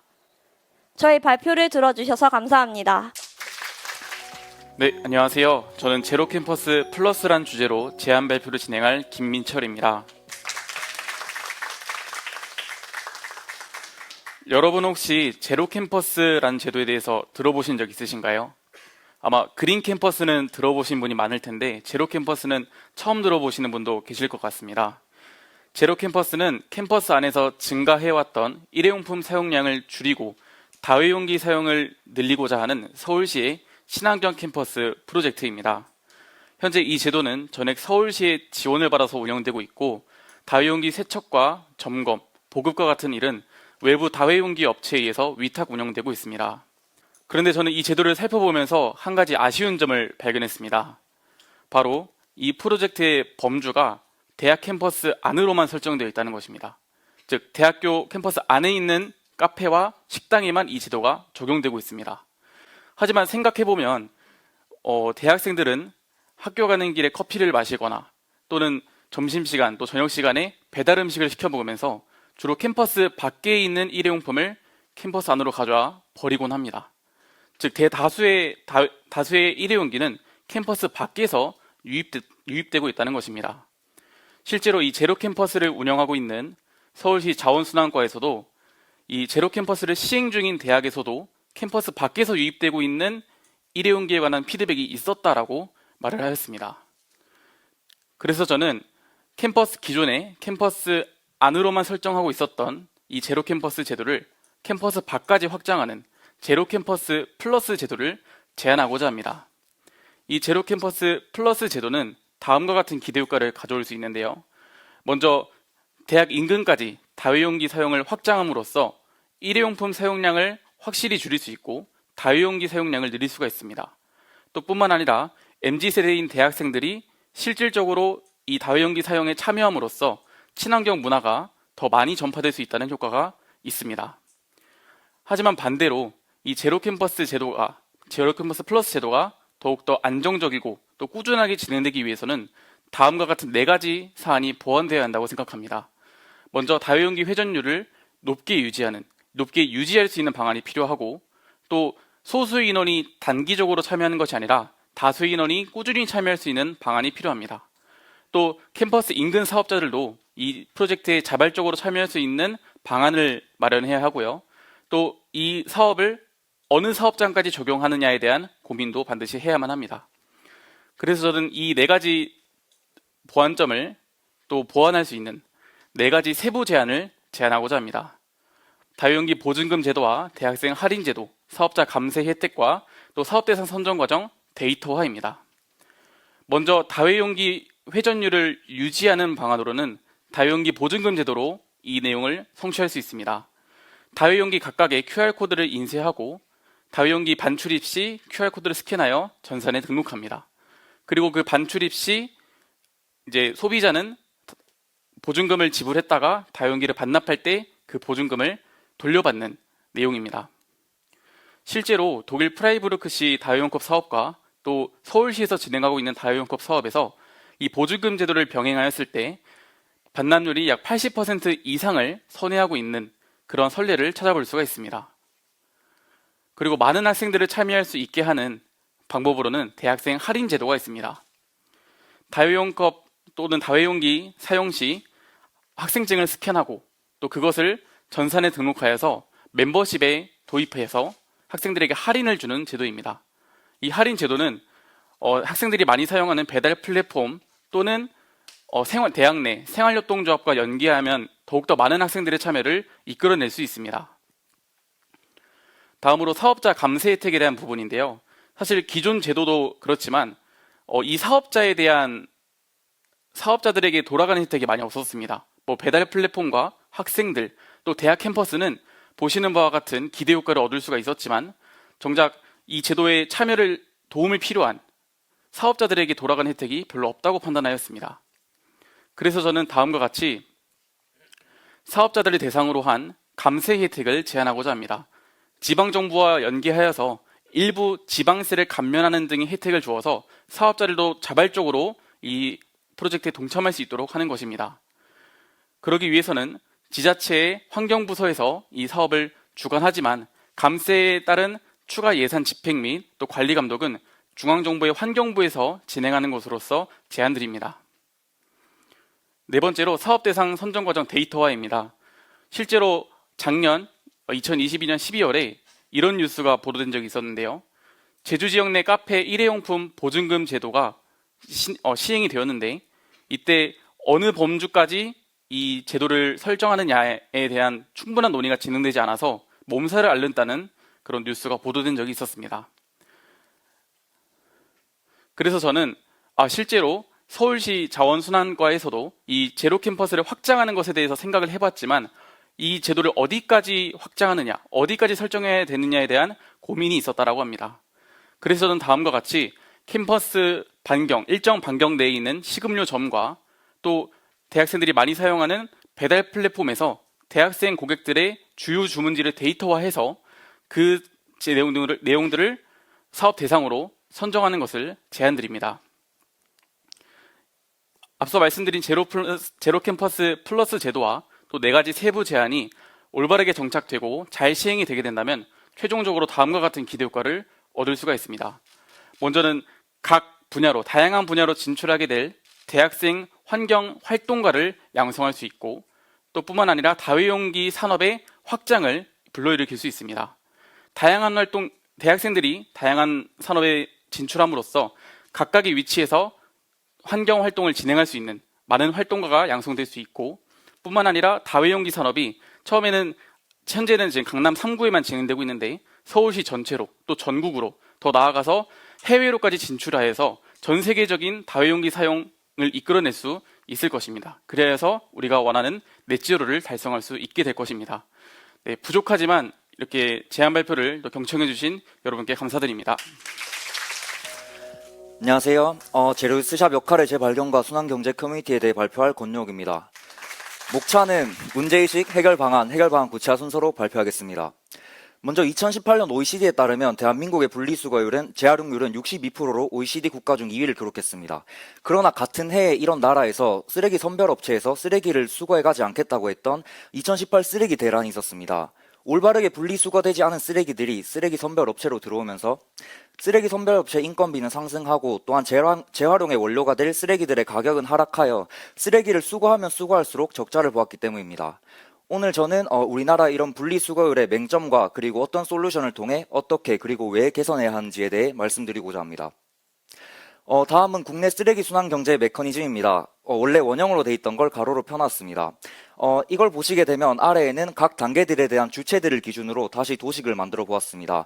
그러면 이렇게 생산자, 시민, 그리고 선별업체, 재활용업체로 가는 쓰레기 여정이 만들어집니다. 오늘 저는 이 과정에서 시민에서 선별업체로 가는 단계에 주목해 보겠습니다. 현재 전 세계적으로 재활용률을 집계하는 공통된 기준이 없으며 대한민국은 시민에게서 선별업체로 쓰레기가 넘어가기만 하면 재활용이 됐다고 집계하고 있습니다. 그렇기 때문에 OECD의 2위라는 기록을 달성했던 것입니다. 그러나 실상을 살펴보면 한국환경공단에 따르면 그 이후의 과정까지 고려했을 때의 실질적인 재활용률은 40%가 채 되지 않습니다. 또한 2020년 경기도 한 부천의 재활용 선별업체 종사자에 따르면 그해 상반기에만 적자가 7억이 넘게 발생했다고 합니다. 추가적으로 한국소비자원에 따르면 선별업체에서 가장 큰 두 가지 고충 중 하나가 쓰레기 반입량이 사람에 비해 너무 많다는 것이고, 두 번째는 올바르게 분리수거하지 않은 쓰레기 때문에 선별장 내 부패 문제가 너무 심각하다는 것이었습니다. 또한 방금 말씀드린 것은 아까 말씀드린 인건비와 그 다음 재활용 원료 가격 하락과 직결되는 문제입니다.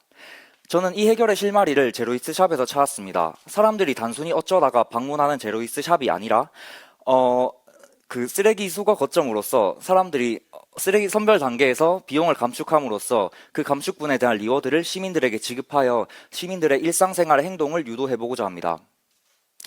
이전 발표를 준비하면서 국내 최대 제로이스 상점, 알맹 상점을 포함하여 전국의 제로이스 샵 몇 군데 인스타그램 게시물 약 2,000개를 분석해보았습니다. 그 결과 제로이스 샵들은 단순히 물건을 판매하는 것에 그치지 않고 시민, 지자체와의 콜라보레이션, 그 다음에 기업과의 협력, 그 다음에 시민과의 원데이 클래스, 그리고 다른 샵들과의 연합 플리마켓, 팝업 스토어 등 다양한 콘텐츠들을 진행하고 상호작용하고 있었습니다. 그러나 가장 중요한 것은 쓰레기 수거 거점의 역할을 하고 있었다는 것입니다. 제로이스트 샵은 시민들에게서 쓰레기를 수거받고 기업과 지자체로부터 받은 친환경 휴지, 친환경 세제 등의 리워드들을 시민들에게 다시 제공해주고 있었습니다. 또한 주변의 가게, 주변의 복지회관, 주민센터 등과 공동으로 쓰레기를 수거하고 있기도 하였습니다. 그러나 문제는 리워드가 없을 때 사람들의 발길과 쓰레기 수거량이 현저히 줄었다는 것입니다. 제가 진행했던 알맹상점 그리고 꽃피는 3월의 제로이스트 샵 대표님들과 인터뷰에 따르면 알맹상점을 제외한 샵들은 스스로 자력으로 리워드를 제공할 여력이 되지 않는다고 합니다. 또한 지자체의 경우에는 담당 공무원이 바뀔 때마다 개인적 관심도에 따라 협력도가 현저히 달라지며 기업과의 콜라보레이션 역시 항상 일시적인 캠페인에 불과했습니다. 저는 이 리워드의 지속성을 쓰레기 선별업체에서 찾았습니다. 제로이스트 샵에서 1차적으로 시민들에게서 쓰레기를 수거한 후 1차적으로 쓰레기를 필터링하여 질 좋은 쓰레기로 만들 수 있습니다. 또한 그 질 좋은 쓰레기를 선별업체에 다시 판매하는 것입니다. 선별업체는 질 좋은 쓰레기를 구매함으로써 선별 인건비를 줄일 수 있고 또한 재활용 업체로 보내는 쓰레기의 판매 단가를 높여 이윤을 얻을 수 있습니다. 그리고 이윤을 얻을 수 있습니다. 사실 이러한 방식은 슈퍼빈이라는 회사의 네프론이라는 AI 수거 자판기를 통해 이미 구현은 되고 있습니다. 쓰레기 수거 자판기에서 깨끗한 쓰레기를 수거하면 쓰레기 하나당 10원씩의 리워드를 지급하는 것입니다. 그러나 한 대당 2,100만 원의 설치비가 발생하는 데에 반해 실제 사용 시 쓰레기 용량이 가득 차 있는 경우가 너무 많고 깨끗한 펜이라는 정말 규격화된 쓰레기만 수거할 수 있었습니다. 그러나 제로이스트 샵의 경우에는 사람이 수거를 하기 때문에 위와 같은 문제가 발생하지 않으며 2,100만 원이라는 설치 비용 역시 발생하지 않습니다.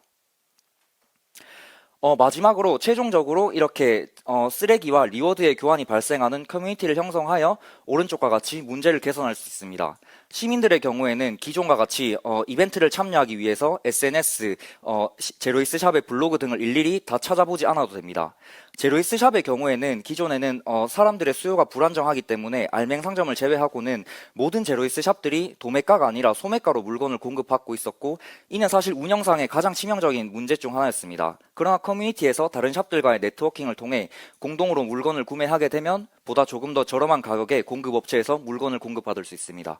또한 커뮤니티 이용자가 늘어남에 따라 다양한 기업, 다양한 지자체들이 참여하여 다양한 제로이스 샵들과 양질의 콜라보레이션을 펼치고 그다음에 정말 다양한 리워드, 기업의 협찬 물품이라든지 각종 리워드를 사람들에게 더 많이 지급해 줄 수 있습니다. 마지막으로 선별업체 역시도 질 좋은 쓰레기를 제로이스 샵으로부터 공급받음으로써 선별 인건비를 줄임과 동시에 재활용 업체로 보내는 쓰레기의 판매 단가는 높이고 마지막으로 아까 문제가 됐던 쓰레기 선별장 오염 문제, 그 선별자 종사자들의 건강 문제 역시 개선할 수 있습니다. 또한 추가적인 리워드 지급 방식으로 단순히 쓰레기 배출만을 통해 리워드를 제공하는 것이 아니라 데일리 챌린지 그리고 혹은 데일리 환경 퀴즈 등을 통해서 커뮤니티 내에서 정말 사람들이 다양하게 넷제로에 참여할 수 있는 커뮤니티를 만들고자 합니다. 네, 최종적으로 결국은 다시 순환경제입니다. 사실 왼쪽의 단계와 오른쪽의 단계는 이미 시행된 적이 있습니다. 국가에서 EPR 제도를 통해 생산자에게 책임을 부과하기도 하였고 또한 선별업체에서 나오는 값이 떨어지는 쓰레기들을 지자체에서 손해를 보고 제값에 수거해갔기도 하였습니다. 그러나 이제는 생산자 그리고 지자체에만 책임을 부과하는 것이 아니라 시민이 바뀌어야 합니다. 시민이 저희가 순환경제 커뮤니티를 통해 보다 넷제로에 재미있게 달성할 수 있도록 바라겠습니다. 발표 마치겠습니다. 네, 안녕하세요. 저는 마지막 발표를 맡은 신윤주입니다. 여러분 혹시 K-팝 좋아하시나요? 감사합니다. 저는 오늘 오는 길에도 K-팝을 들으면서 왔을 만큼 K-팝을 너무너무 좋아하는데요. 오늘은 제가 K-팝이라는 문화를 즐기면서 실감하게 된 환경에 무관심한 K-팝의 현실, 그리고 이러한 K-팝이 넷제로를 달성하기 위해서는 어떻게 해야 하는지를 함께 살펴보도록 하겠습니다. 제가 따끈따끈한 수치를 들고 왔는데요. 작년 한 해 동안 K-팝은 약 8천만 장의 실물 앨범을 판매했고 단일 음원 사이트에서만 개별 사용자들의 총합이 30억 시간이 넘는 음원 감상을 이끌어냈습니다. 그렇다면 제가 이렇게 잘 나가는 K-팝의 팬으로서 왜 이것을 문제화하게 되었을까요? 저는 이들이 발생시키는 폐기물과 탄소에 관심을 가지게 되었습니다. 기업들은 다량 구매자들을 대상으로 한 다양한 이벤트를 진행하고 랜덤 마케팅을 통해서 소비자들의 소비를 촉진했고 소비자들은 이러한 판매량들이 다양한 평가의 척도에 활용이 되기 때문에 좋아하는 가수들을 서포트하기 위해서 필요도 없을 만큼의 다량의 앨범을 구매하고 24시간 내내 음원을 틀어놓는 스트리밍을 진행했던 것입니다. 저도 이러한 문화를 즐겼기 때문에 이를 더욱더 실감할 수 있었습니다. 하지만 이렇게 다량으로 구매된 앨범들 어떻게 처리되는지 아시나요? 보시다시피 많은 소재와 구성품이 섞여 있어서 일반 쓰레기로 폐기되는 경우가 많습니다. 작년 한 해 동안 8천만 장이나 구매된 K-팝의 실물 앨범이 결국 마지막에는 일반 쓰레기가 되었다는 말인데요. 모든 것이 디지털화가 되어가고 있는 현대사회에서 이번에 실물 판매량이 매년 급증하고 있어서 더욱더 문제입니다.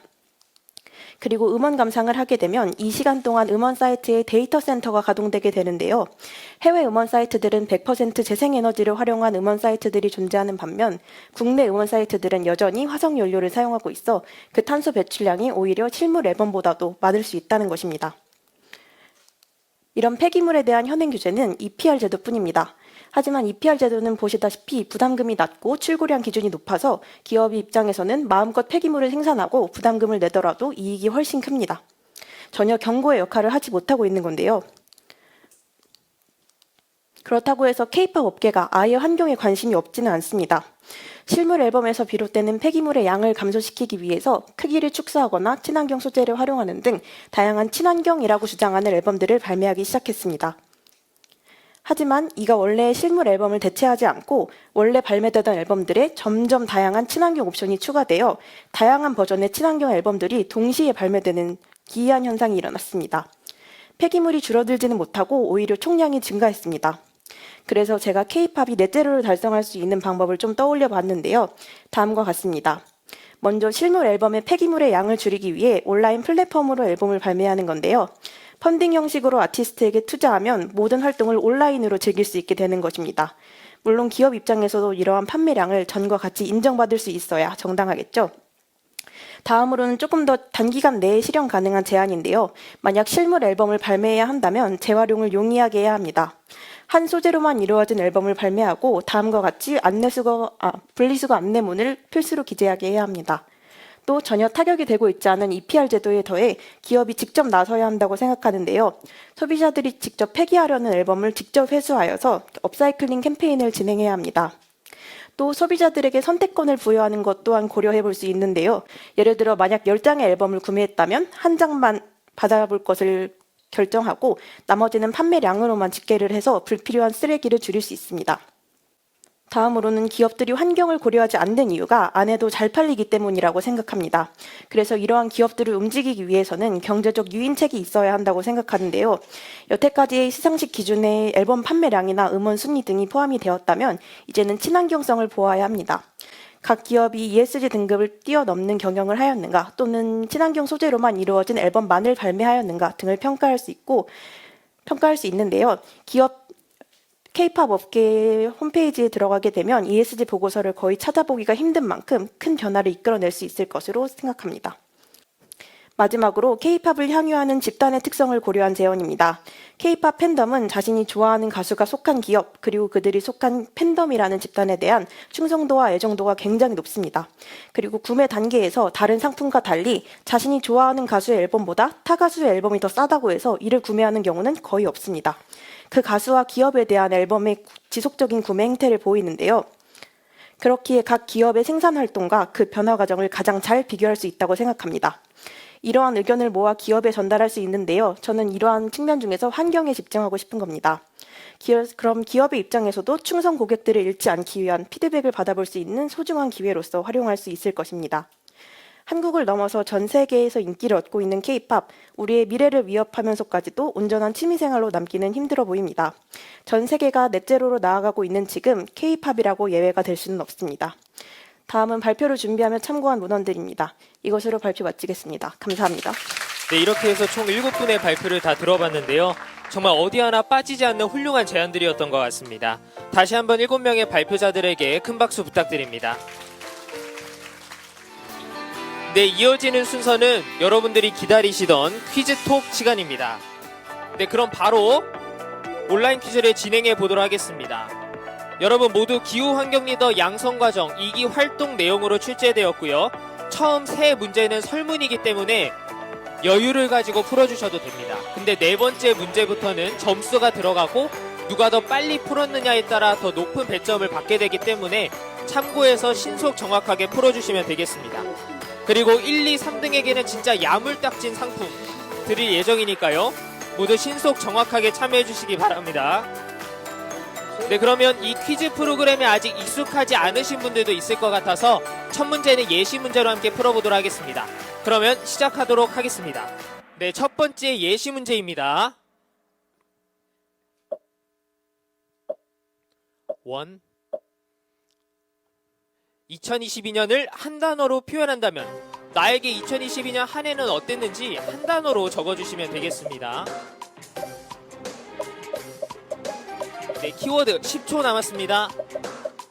너무 고민하지 마시고요. 지금 생각나는 거 적어주시면 되겠습니다. 과연 기후환경 리더 100명에게 2022년 한 해는 어땠는지 보도록 하겠습니다. 네, 한번 볼까요?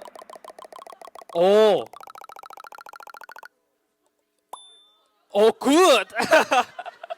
네, 굿이고 저녁이당. 네, 전역하신 분들도 많이 계시고 절대 안 돌아갈 거야 네버 에버 네버 있었습니다. 네, 그러면 이제는 설문문항 한번 같이 풀어보도록 하겠습니다. 네, 이거는 해당 표시되는 곳에 찍어주시면 되는데요. 기후환경 리더 양성 과정은 내게 이만큼 도움이 됐다. 그 핀을 옮기셔서 별로였으면 왼쪽에, 좋았으면 우측에 옮겨서 찍어주시면 되겠습니다. 7초 남았고요. 처음에 익숙하지 않을 수 있는데요. 빠르게 찍어주시기 바랍니다. 제발 빠르게. 네, 이번 기후환경 리더 양성 과정이 이만큼 도움이 됐다고 많은 분들이 답해 주셨습니다. 네, 다음도 비슷한 형식의 문제입니다. 나는 지인에게 기후환경 리더 양성 과정을 이만큼 추천해주고 싶다. 그래서 이번에도 우측으로 갈수록 더 많이 추천해주고 싶다라는 의견입니다. 10초 남았고요. 네, 이제 다들 익숙해지셔서 답변이 빠르게 올라오고 있습니다. 네, 3, 2, 1.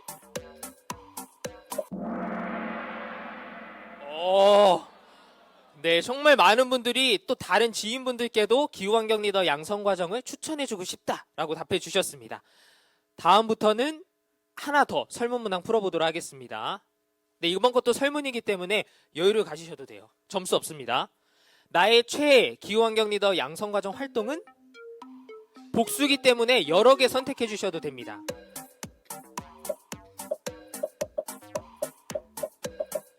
네, 토크 콘서트 있고요. 팀별 토론, 넷제로 키트 아카데미 넷제로 제안 발표회 5초 남았습니다. 5, 4, 3, 2, 1. 바로 확인해 보도록 하겠습니다. 과연 정말 균등하게 이 4개가 다 좋았다. 최애 양성 과정 활동으로 꼽아 주셨습니다. 네, 역대급이에요. 네, 그럼 이번부터는 진짜 문제 퀴즈를 풀어보도록 하겠습니다. 점수 들어가고요. 한번 풀어보도록 하겠습니다. 슬라이더이고요. 2배입니다. 제2기 기후환경 리더 양성 과정에 참여한 대학의 수는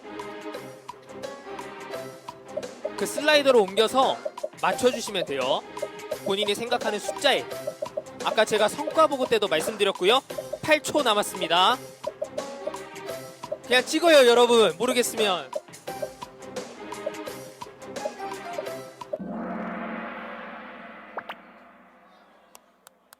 오. 100 누구야? 56개였습니다. 네, 그럼 바로 다음 문제 이어서 풀어보도록 하겠습니다. 총 19분 맞춰주셨고요. 네, 바로 풀어보도록 하겠습니다. 여러 개를 선택해 주시면 되는데요. 토크 콘서트 당시 퀴즈 정답자가 받았던 상품을 모두 골라주세요. 네, 지금 뭐 이게 공개되고 있긴 한데 이거 다 보이면 끝나요, 문제. 그러니까 미리미리 풀어주시기 바랍니다. 7초 남았고요. 과연 이 상품들이 다 무엇이었을지 모두 골라주시기 바랍니다. 네, 정답은요. 네, 고추, 마늘, 브로콜리였습니다. 네, 그럼 바로 또 다음 문제 이어서 풀어보도록 하겠습니다. 플로깅은 줍다라는 뜻의 플로카우프와 영어 조깅의 합성어인데요. 그럼 플로카우프는 어느 나라 말일까요? 스위스, 스페인, 스웨덴, 프랑스. 10초 드리도록 하겠습니다. 네, 빠르게 얘기할수록 점수가 더 높게 들어갑니다. 정답은 스웨덴이었습니다. 여러분, 그러면 중간 순위 한번 보고 가야겠죠? 중간 순위 한번 확인해 보도록 하겠습니다. 1등은요. 정읍장 강성모. 강성모님 계세요? 네, 강성모님 1등이시고 탕수육 찍어 놓을게요. 이거 누구죠? 네, 이건 부먹파들에게 굉장히 위험한 거 아닌가요? 비건 도시락 기대할게요. 혹시 계신가요? 네, 지금 이렇게 3위 헝그리 정신 참치. 네, 그러면 계속해서 또 문제가 2배 점수가 있기 때문에 또 바뀔 수 있습니다. 한번 계속해서 풀어보도록 하겠습니다. 8번째이고요. 포인트 2배. 소프넛은 어떤 나무의 열매일까요? 대나무, 야자나무, 무한자나무, 느티나무.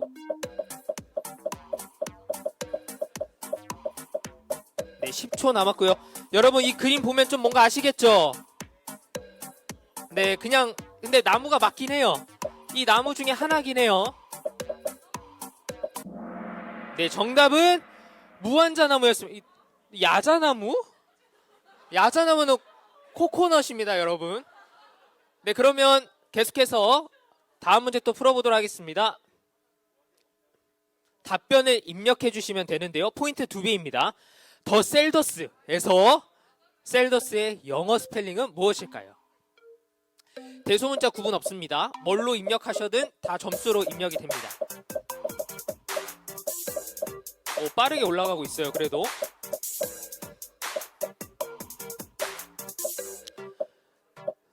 네, 더 셀더스는 사무총장님께서 소속되어 계신 The Elders에서 유래가 됐고요. 네, 저희는 The Climate Environmental Leaders를 뜻해서 더 셀더스입니다. 네, 지금 보면 46분이 맞춰주셨습니다. 네, 그러면 3위, 최종 3위 한번 확인해 볼까요? 근데 그 전에 우리 사무총장님께 전하고 싶은 따뜻한 한마디 적어주시면 감사하겠습니다. 네, 시간에 1분 드리고요. 사무총장님께 하고 싶었던 이야기 적어주시면 감사하겠습니다.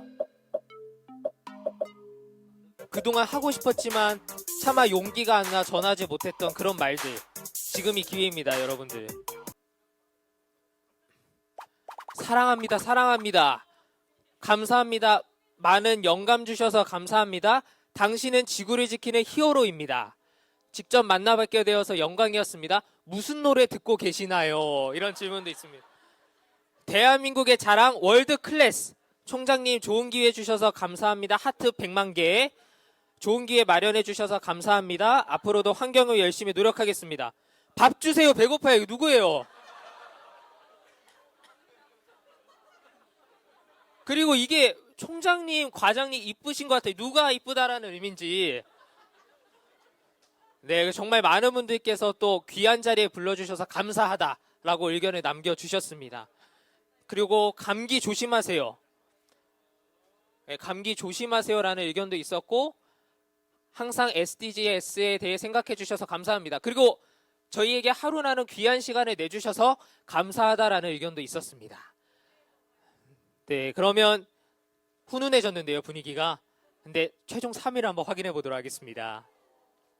최종 3위는 호명되면 일어나 주시면 감사하겠습니다. 자리에서. 지금 바로 확인해 보겠습니다. 우승자 3위부터 발표하도록 하겠습니다. 5개 문항 중에 4개 맞춘 뉴진스의 하이포유 일어나 주시기 바랍니다. 탕수육 찍어 놓을게요. 1위는요, 헝그리 정신. 네, 모두 큰 박수로 축하해 주시기 바랍니다. 네, 그러면 이제 수료식과 시상식이 진행되겠습니다. 이 기후환경 리더 양성과정 수료자 여러분 모두 순서대로 무대로 이동해 주시기 바랍니다. 네, 제2기 기후환경 리더 양성과정 수료증 귀하는 제2기 기후환경 리더 양성과정을 모두 이수하였으므로 이 증서를 수여합니다. 2023년 1월 18일 보다 나은 미래를 위한 반기문 재단 이사장 반기문, 대자연 회장 이혜경 모두 큰 박수로 축하해 주시기 바랍니다. 네, 다음으로는 기후환경 리더 양성과정 스페셜 선물 증정 시간이 있겠습니다.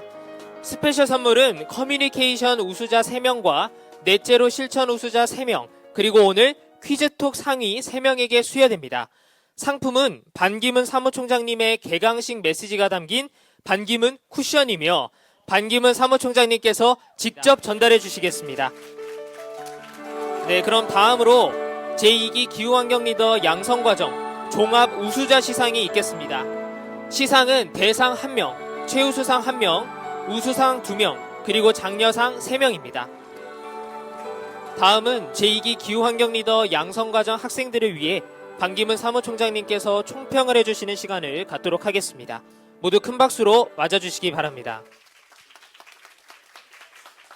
오랫동안 사진 찍고 서 있으니까 정신이 어질어질하고 너무 아주 기쁘기도 하고 여러분 참 축하드리고 아주 여러분 이 발표하시는 거 보고 제가 따라가질 못해서 상당히 애를 먹었습니다. 사실은 여러분 그 오늘 발표하고 또 이 상 받으신 분들 그 내용 이렇게 볼 때 저보다 앞서가는 세대가 맞긴 맞다 이런 생각이 들어서 그런데 제가 지금부터 이제 말씀드리는 거는 이제 순전히 제 그 경험 여러분들이 해보지 못한 경험 그리고 내 얘기에 근거해서 여러분들이 앞으로 좀 더 해달라 이런 의미에서 제가 말씀을 드릴 테니까 경청해 주시기 바랍니다. 우선 수상자 여러분에게 진심으로 축하드리고 100명에 달하는 이번 양성 과정의 그 참석자 여러분에게 축하의 말씀을 드립니다. 진짜 여러 가지로 수고가 많으셨습니다. 예.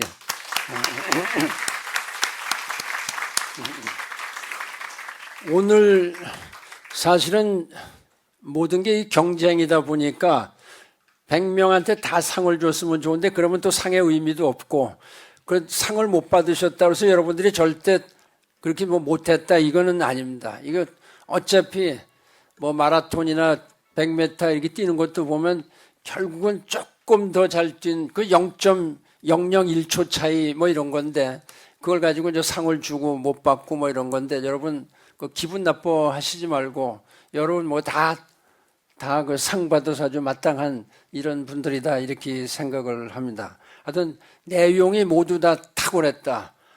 여러분이 발표하신 몇 개는 저는 전혀 이해 못하는 이런 그 프로젝트들 그 참 그 대단하다 이렇게 생각을 합니다.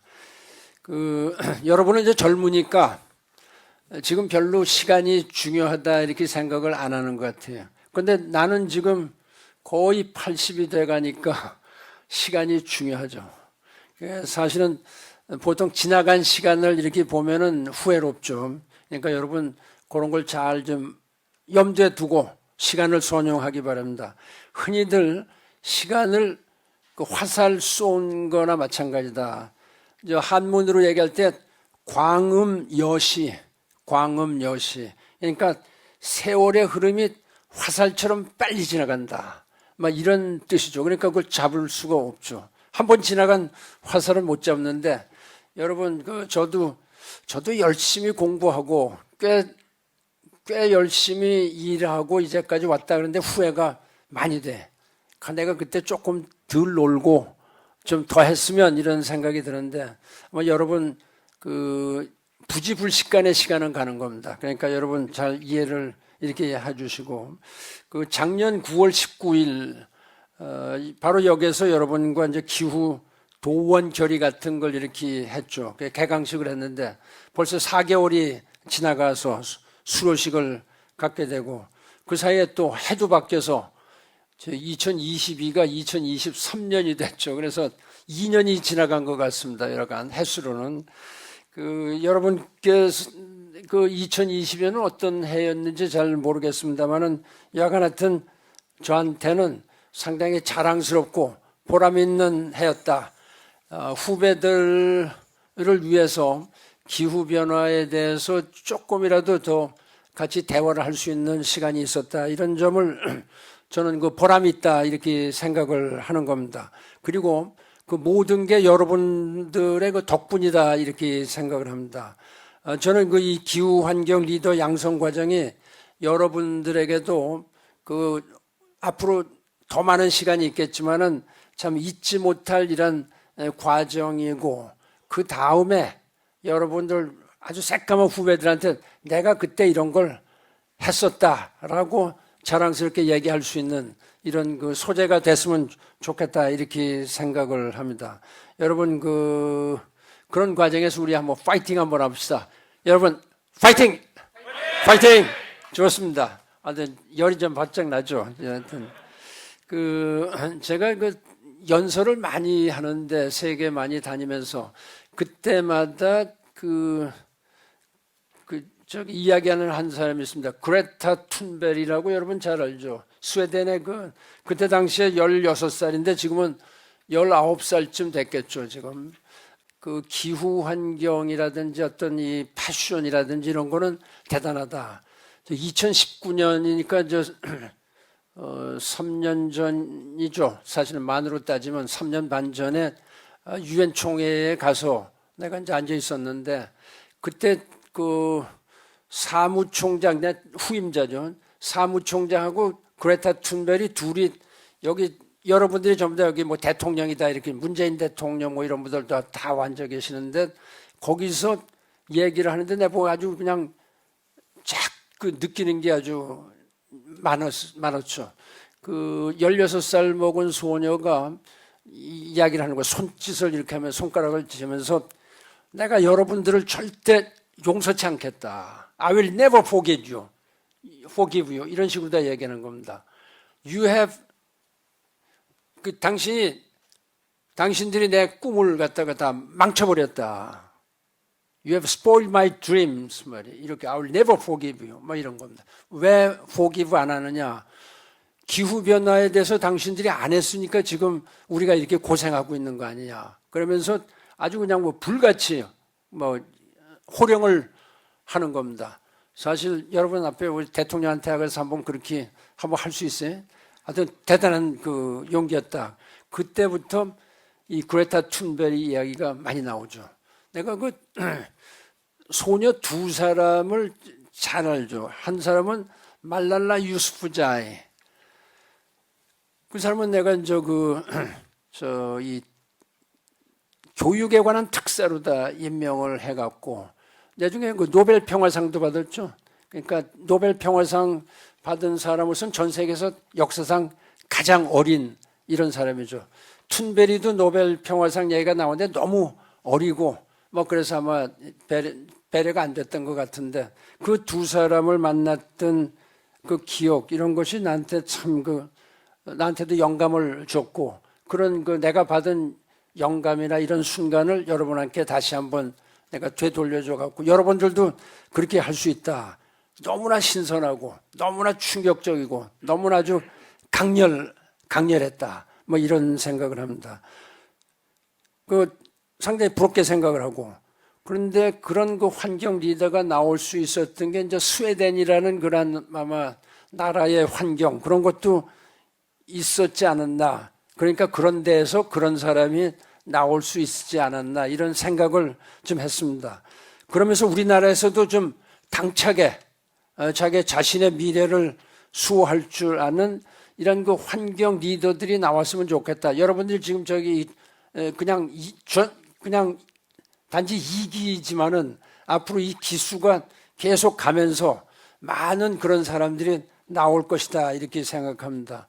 사실 대한민국 젊은이들의 역량은 뭐 그레타 툰베리나 말랄라 유스프자이 못지않게 아주 훨씬 더 크다. 난 이렇게 생각합니다. 여러분들의 그 역량이나 열정 이런 것은 분명히 여러분 중에서도 이 툰베리나 뭐 이런 그 사람이 나올 수 있다. 저는 이렇게 생각을 하고 여러분들에게 아주 큰 장래가 있고 여러분들의 잠재력을 잘 이렇게 키워나가시기를 바란다. 이렇게 여기에 말씀을 드립니다.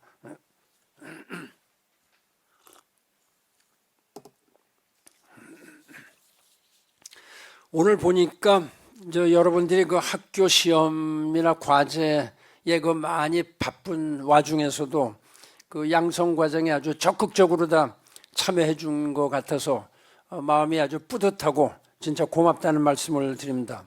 오늘 제2기 기후환경 리더들의 그 실천 결과를 들었는데 우리나라도 환경으로 전 세계를 놀라게 할 때가 멀지 않았다 이렇게 생각하고 있습니다.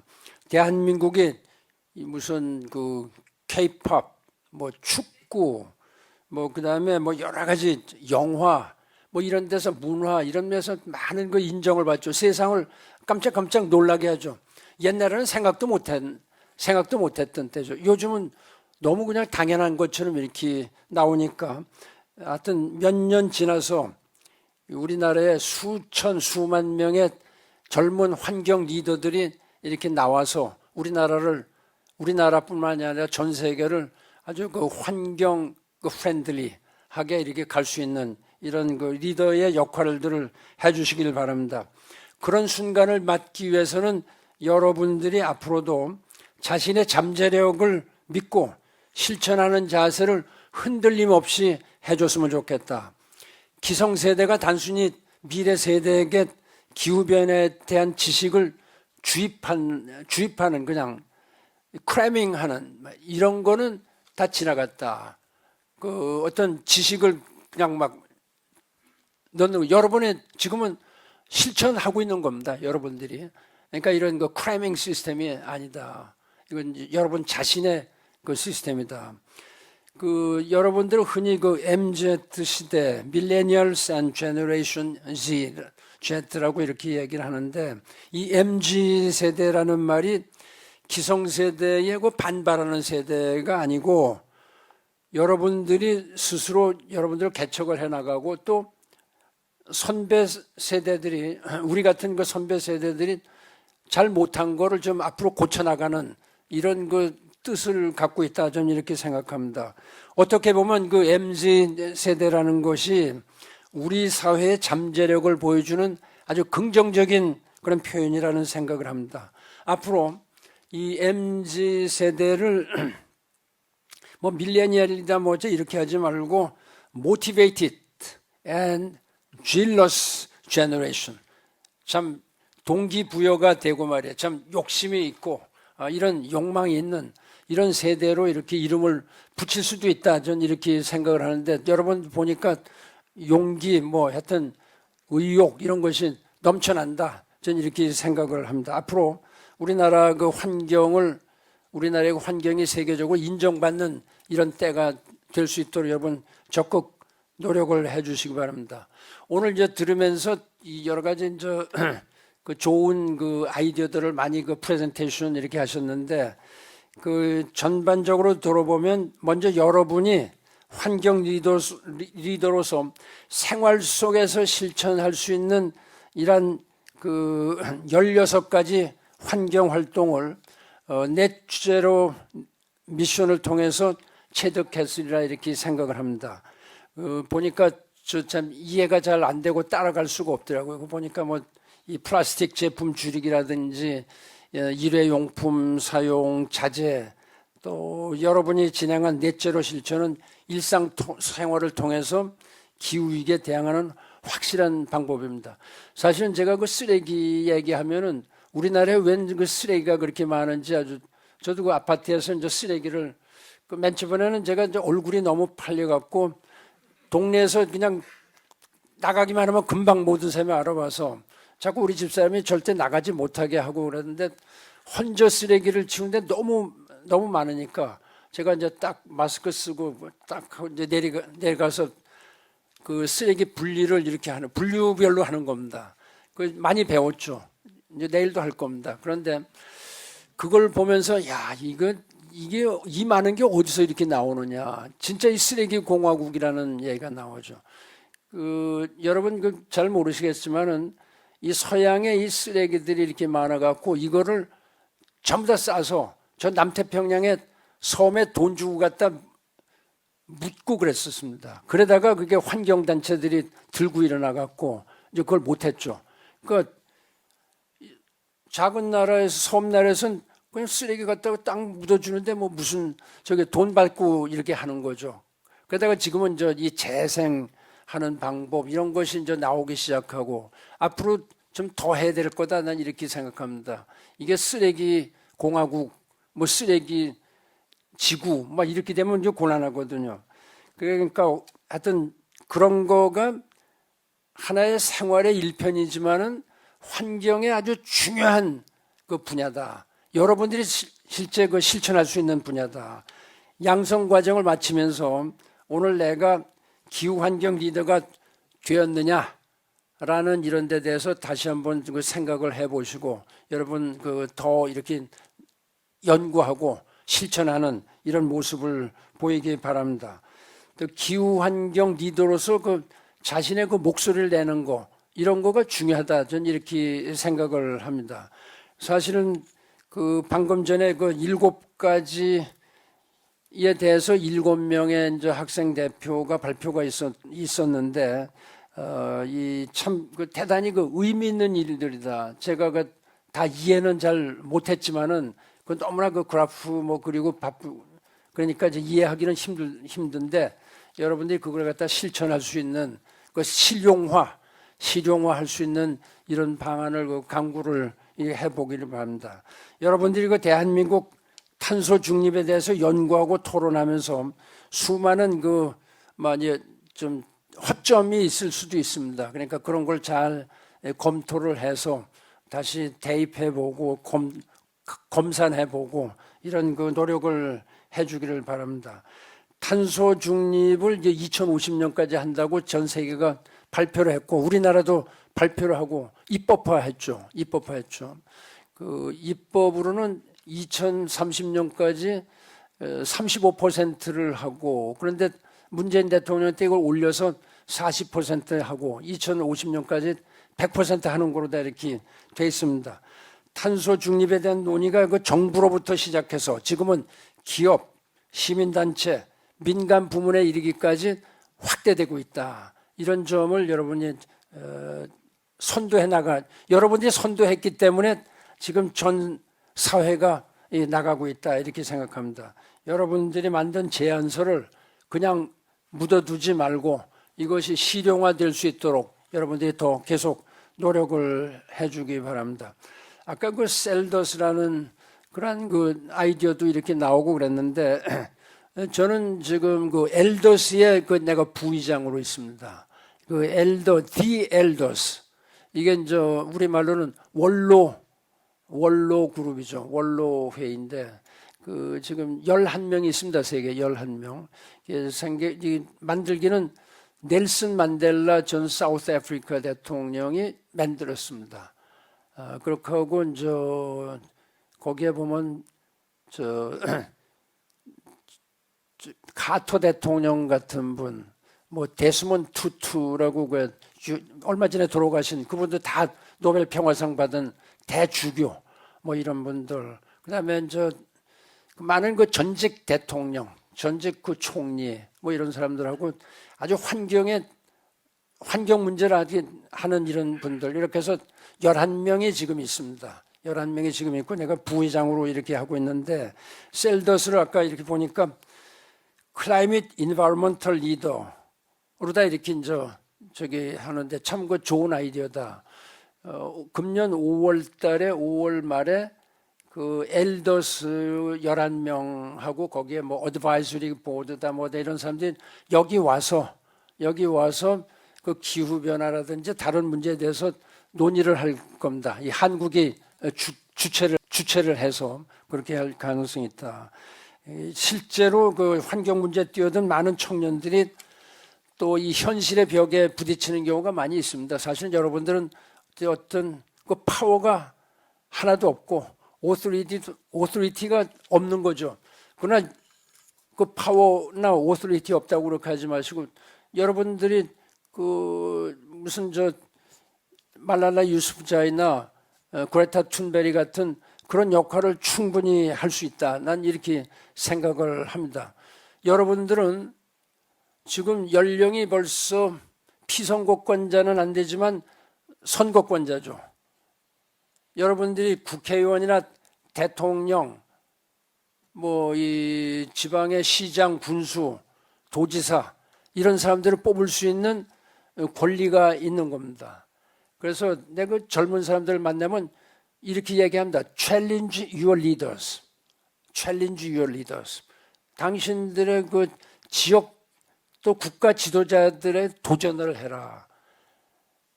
그 다음에 그 사람들이 그러니까 make sure this is the world where my generation and my succeeding generation are going to live. 이런 식으로 얘기를 많이 합니다. 그러니까 이걸 서스테이너블하게, 클라이밋 프렌들리하게 만들어 놔라. 내가 외국에 가서 그런 얘기를 많이 합니다. 당신들 지도자들을 거기 챌린저해라.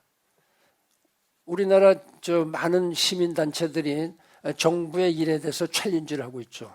시민단체들이. 어떤 단체들은 내가 봐도 별로 그 안 좋은 챌린지 같고 어떤 단체들은 진짜 그 아주 합법적인, 합리적인 이런 거 챌린지를 하고 있는 거죠. 그래서 여러분들은 그런 권한이 있다. 권한이 있고 특권이 있다. 난 이렇게 생각을 합니다. 그래서 그 다음에 선거할 때 그 사람들이 어떤 정책을 내거는지, 이분들이 진짜 우리 미래를 위해서 하는 건지, 환경에 대해서 신경을 쓰는지. 그런데 지난번에 대통령 선거할 때에 내가 유심히 보는 겁니다. 정책 발표할 때 기후 변화에 대해서 토론에서 나온 적이 없었어요. 그래서 여러분들이 좀 현실에 여러분들의 열정이나 지식을 접목시켜가면서 하는 것이 중요하다. 여기서 순전히 어떤 지식만 배우는 거 아닙니다.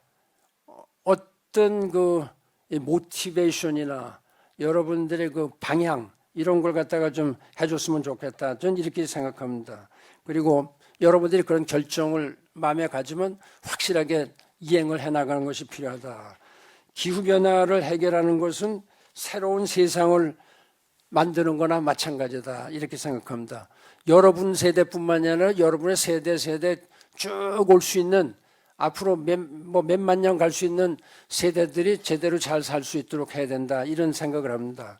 다시 말하면 여러분들은 그런 힘과 권리를 가지고 있다. 이렇게 생각을 합니다. 여러분 세대는 어느 때보다도 더 아이디어도 많고 제안할 것도 많이 있다. 이렇게 생각합니다. 여러분 부모님 세대가 겪지 못한 기후변화, 이런 것이 지금 여러분한테 닥쳐 있죠. 여러분 후세에도 닥쳐 있을 겁니다. 그래서 하여튼 2050년까지는 어떤 경우가 있어도 전 세계가 네트제로 2050을 해야만, 그게 아주 미니멈이다. 그렇게 되면 다 끝난 게 아니죠. 그것이 미니멈이죠. 이젠 요 정도만 해놓으면 이거부터 더 하면 잘 되겠다. 이런 것이 탄소중립 2050입니다. 그게 파이널 목표가 아닙니다. 사실 그거보다 훨씬 더 해야 되는데 미니멈 이거 해야 된다. 아니면은 이게 기온이 1.5도 이상 올라가게 되면 지구가 멸망하고 그런 얘기 많이 들었죠, 여러분들. 100년 내에 6차 대멸종이 올 수도 있다. 이런 얘기가 과학자들 입에서 많이 나옵니다. 근데 이게 대멸종이라는 게 지구 역사상 5번 일어났는데 5차 대멸종은 6,500만 년 전에 일어난 겁니다. 6,500만 년 전에 일어난 게 왜 지금 와서 다시 또 일어나야 되느냐? 그건 우리 잘못이다. 여러분들이 안 하면 여러분들 잘못이 되는 겁니다. 그래서 여러분 여튼 여러 가지 여러분들이 주변에 있는 걸 갖다가 같이 보면서 의견을 공론화하고 앞으로 계속 잘 해나가는 것이 좋고, 창의적인 아이디어를 갖고 이렇게 나가길 바랍니다. 그렇게 하고 이런 걸 자꾸 공론화 시키세요. 공론화를. 퍼블릭 디베이트의 장에 올려놓는 것이 좋다. 이런 것이 여러분들의 특권이다. 난 이렇게 생각을 하고, 이 기후 환경 리더 양성 과정의 목표이기도 하다. 제 조만한 소망이 그겁니다. 우리 이혜경 회장님이나 저나 사실은 더 많은 학생들을 더 할 수 있겠지만은 우리도 여력이 딸리고 또 그러고 또 사람의 능력은 항상 한계가 있는 겁니다. 그래서 여러분들이 기후연대를 형성을 해서 정치인들 또 비즈니스맨들 또 사회 지도자들 이런 분들한테 압박을 좀 계속 넣고 이런 것이 좋겠다 이렇게 생각을 합니다. 이제 이런 문제에 대해서 어떤 사람도 무관심과 현실 안주 이렇게 하면 안 된다. 그런 데 대해서 여러분들이 단호하게 일깨워 나가는 것이 여러분들의 일이다 이렇게 생각하고, 이 양성 과정의 목표이기도 하다 이렇게 생각합니다. 제가 말씀이 좀 길었습니다만은 사실은 여러분들 혹시 기회가 돼서 오면 내가 사무실에서 언제든지 개인적으로도 만나서 여러분들하고 토론도 하고 또 더 많은 이야기를 나눌 수도 있다 이렇게 생각합니다. 여간 하여튼 건강한 가운데 금년 한 해도 잘 설계해서 우리 미래를 개척하는 데 여러분들이 앞장서 나가시길 바랍니다. 감사합니다. 네, 감사합니다. 사무총장님께 다시 한번 큰 박수 부탁드립니다. 네, 저는 사무총장님께서 해주신 말씀 중에 이 기후환경 리더들은 자신의 미래를 수호하기 위해 열정적인 세대로 리더들을 챌린지하고 공론화할 권리가 있다라는 말씀이 가장 기억에 남았는데요. 정말 누구보다 미래 세대의 목소리를 지지하고 응원하시는 사무총장님의 마음이 크게 느껴졌습니다. 모두 한 학기 동안 기후환경 리더 양성 과정에 적극적으로 참여해 주셔서 정말 감사합니다. 이 주최기관인 반기문재단과 대자연에게도 또 참가한 모든 학생들에게도 이번 양성 과정을 통해 서로가 만날 수 있게 되어 정말 뜻깊은 시간이었습니다. 이번 활동을 계기로 앞으로 더 다양한 환경 활동들을 함께 이어나갈 수 있기를 기대합니다.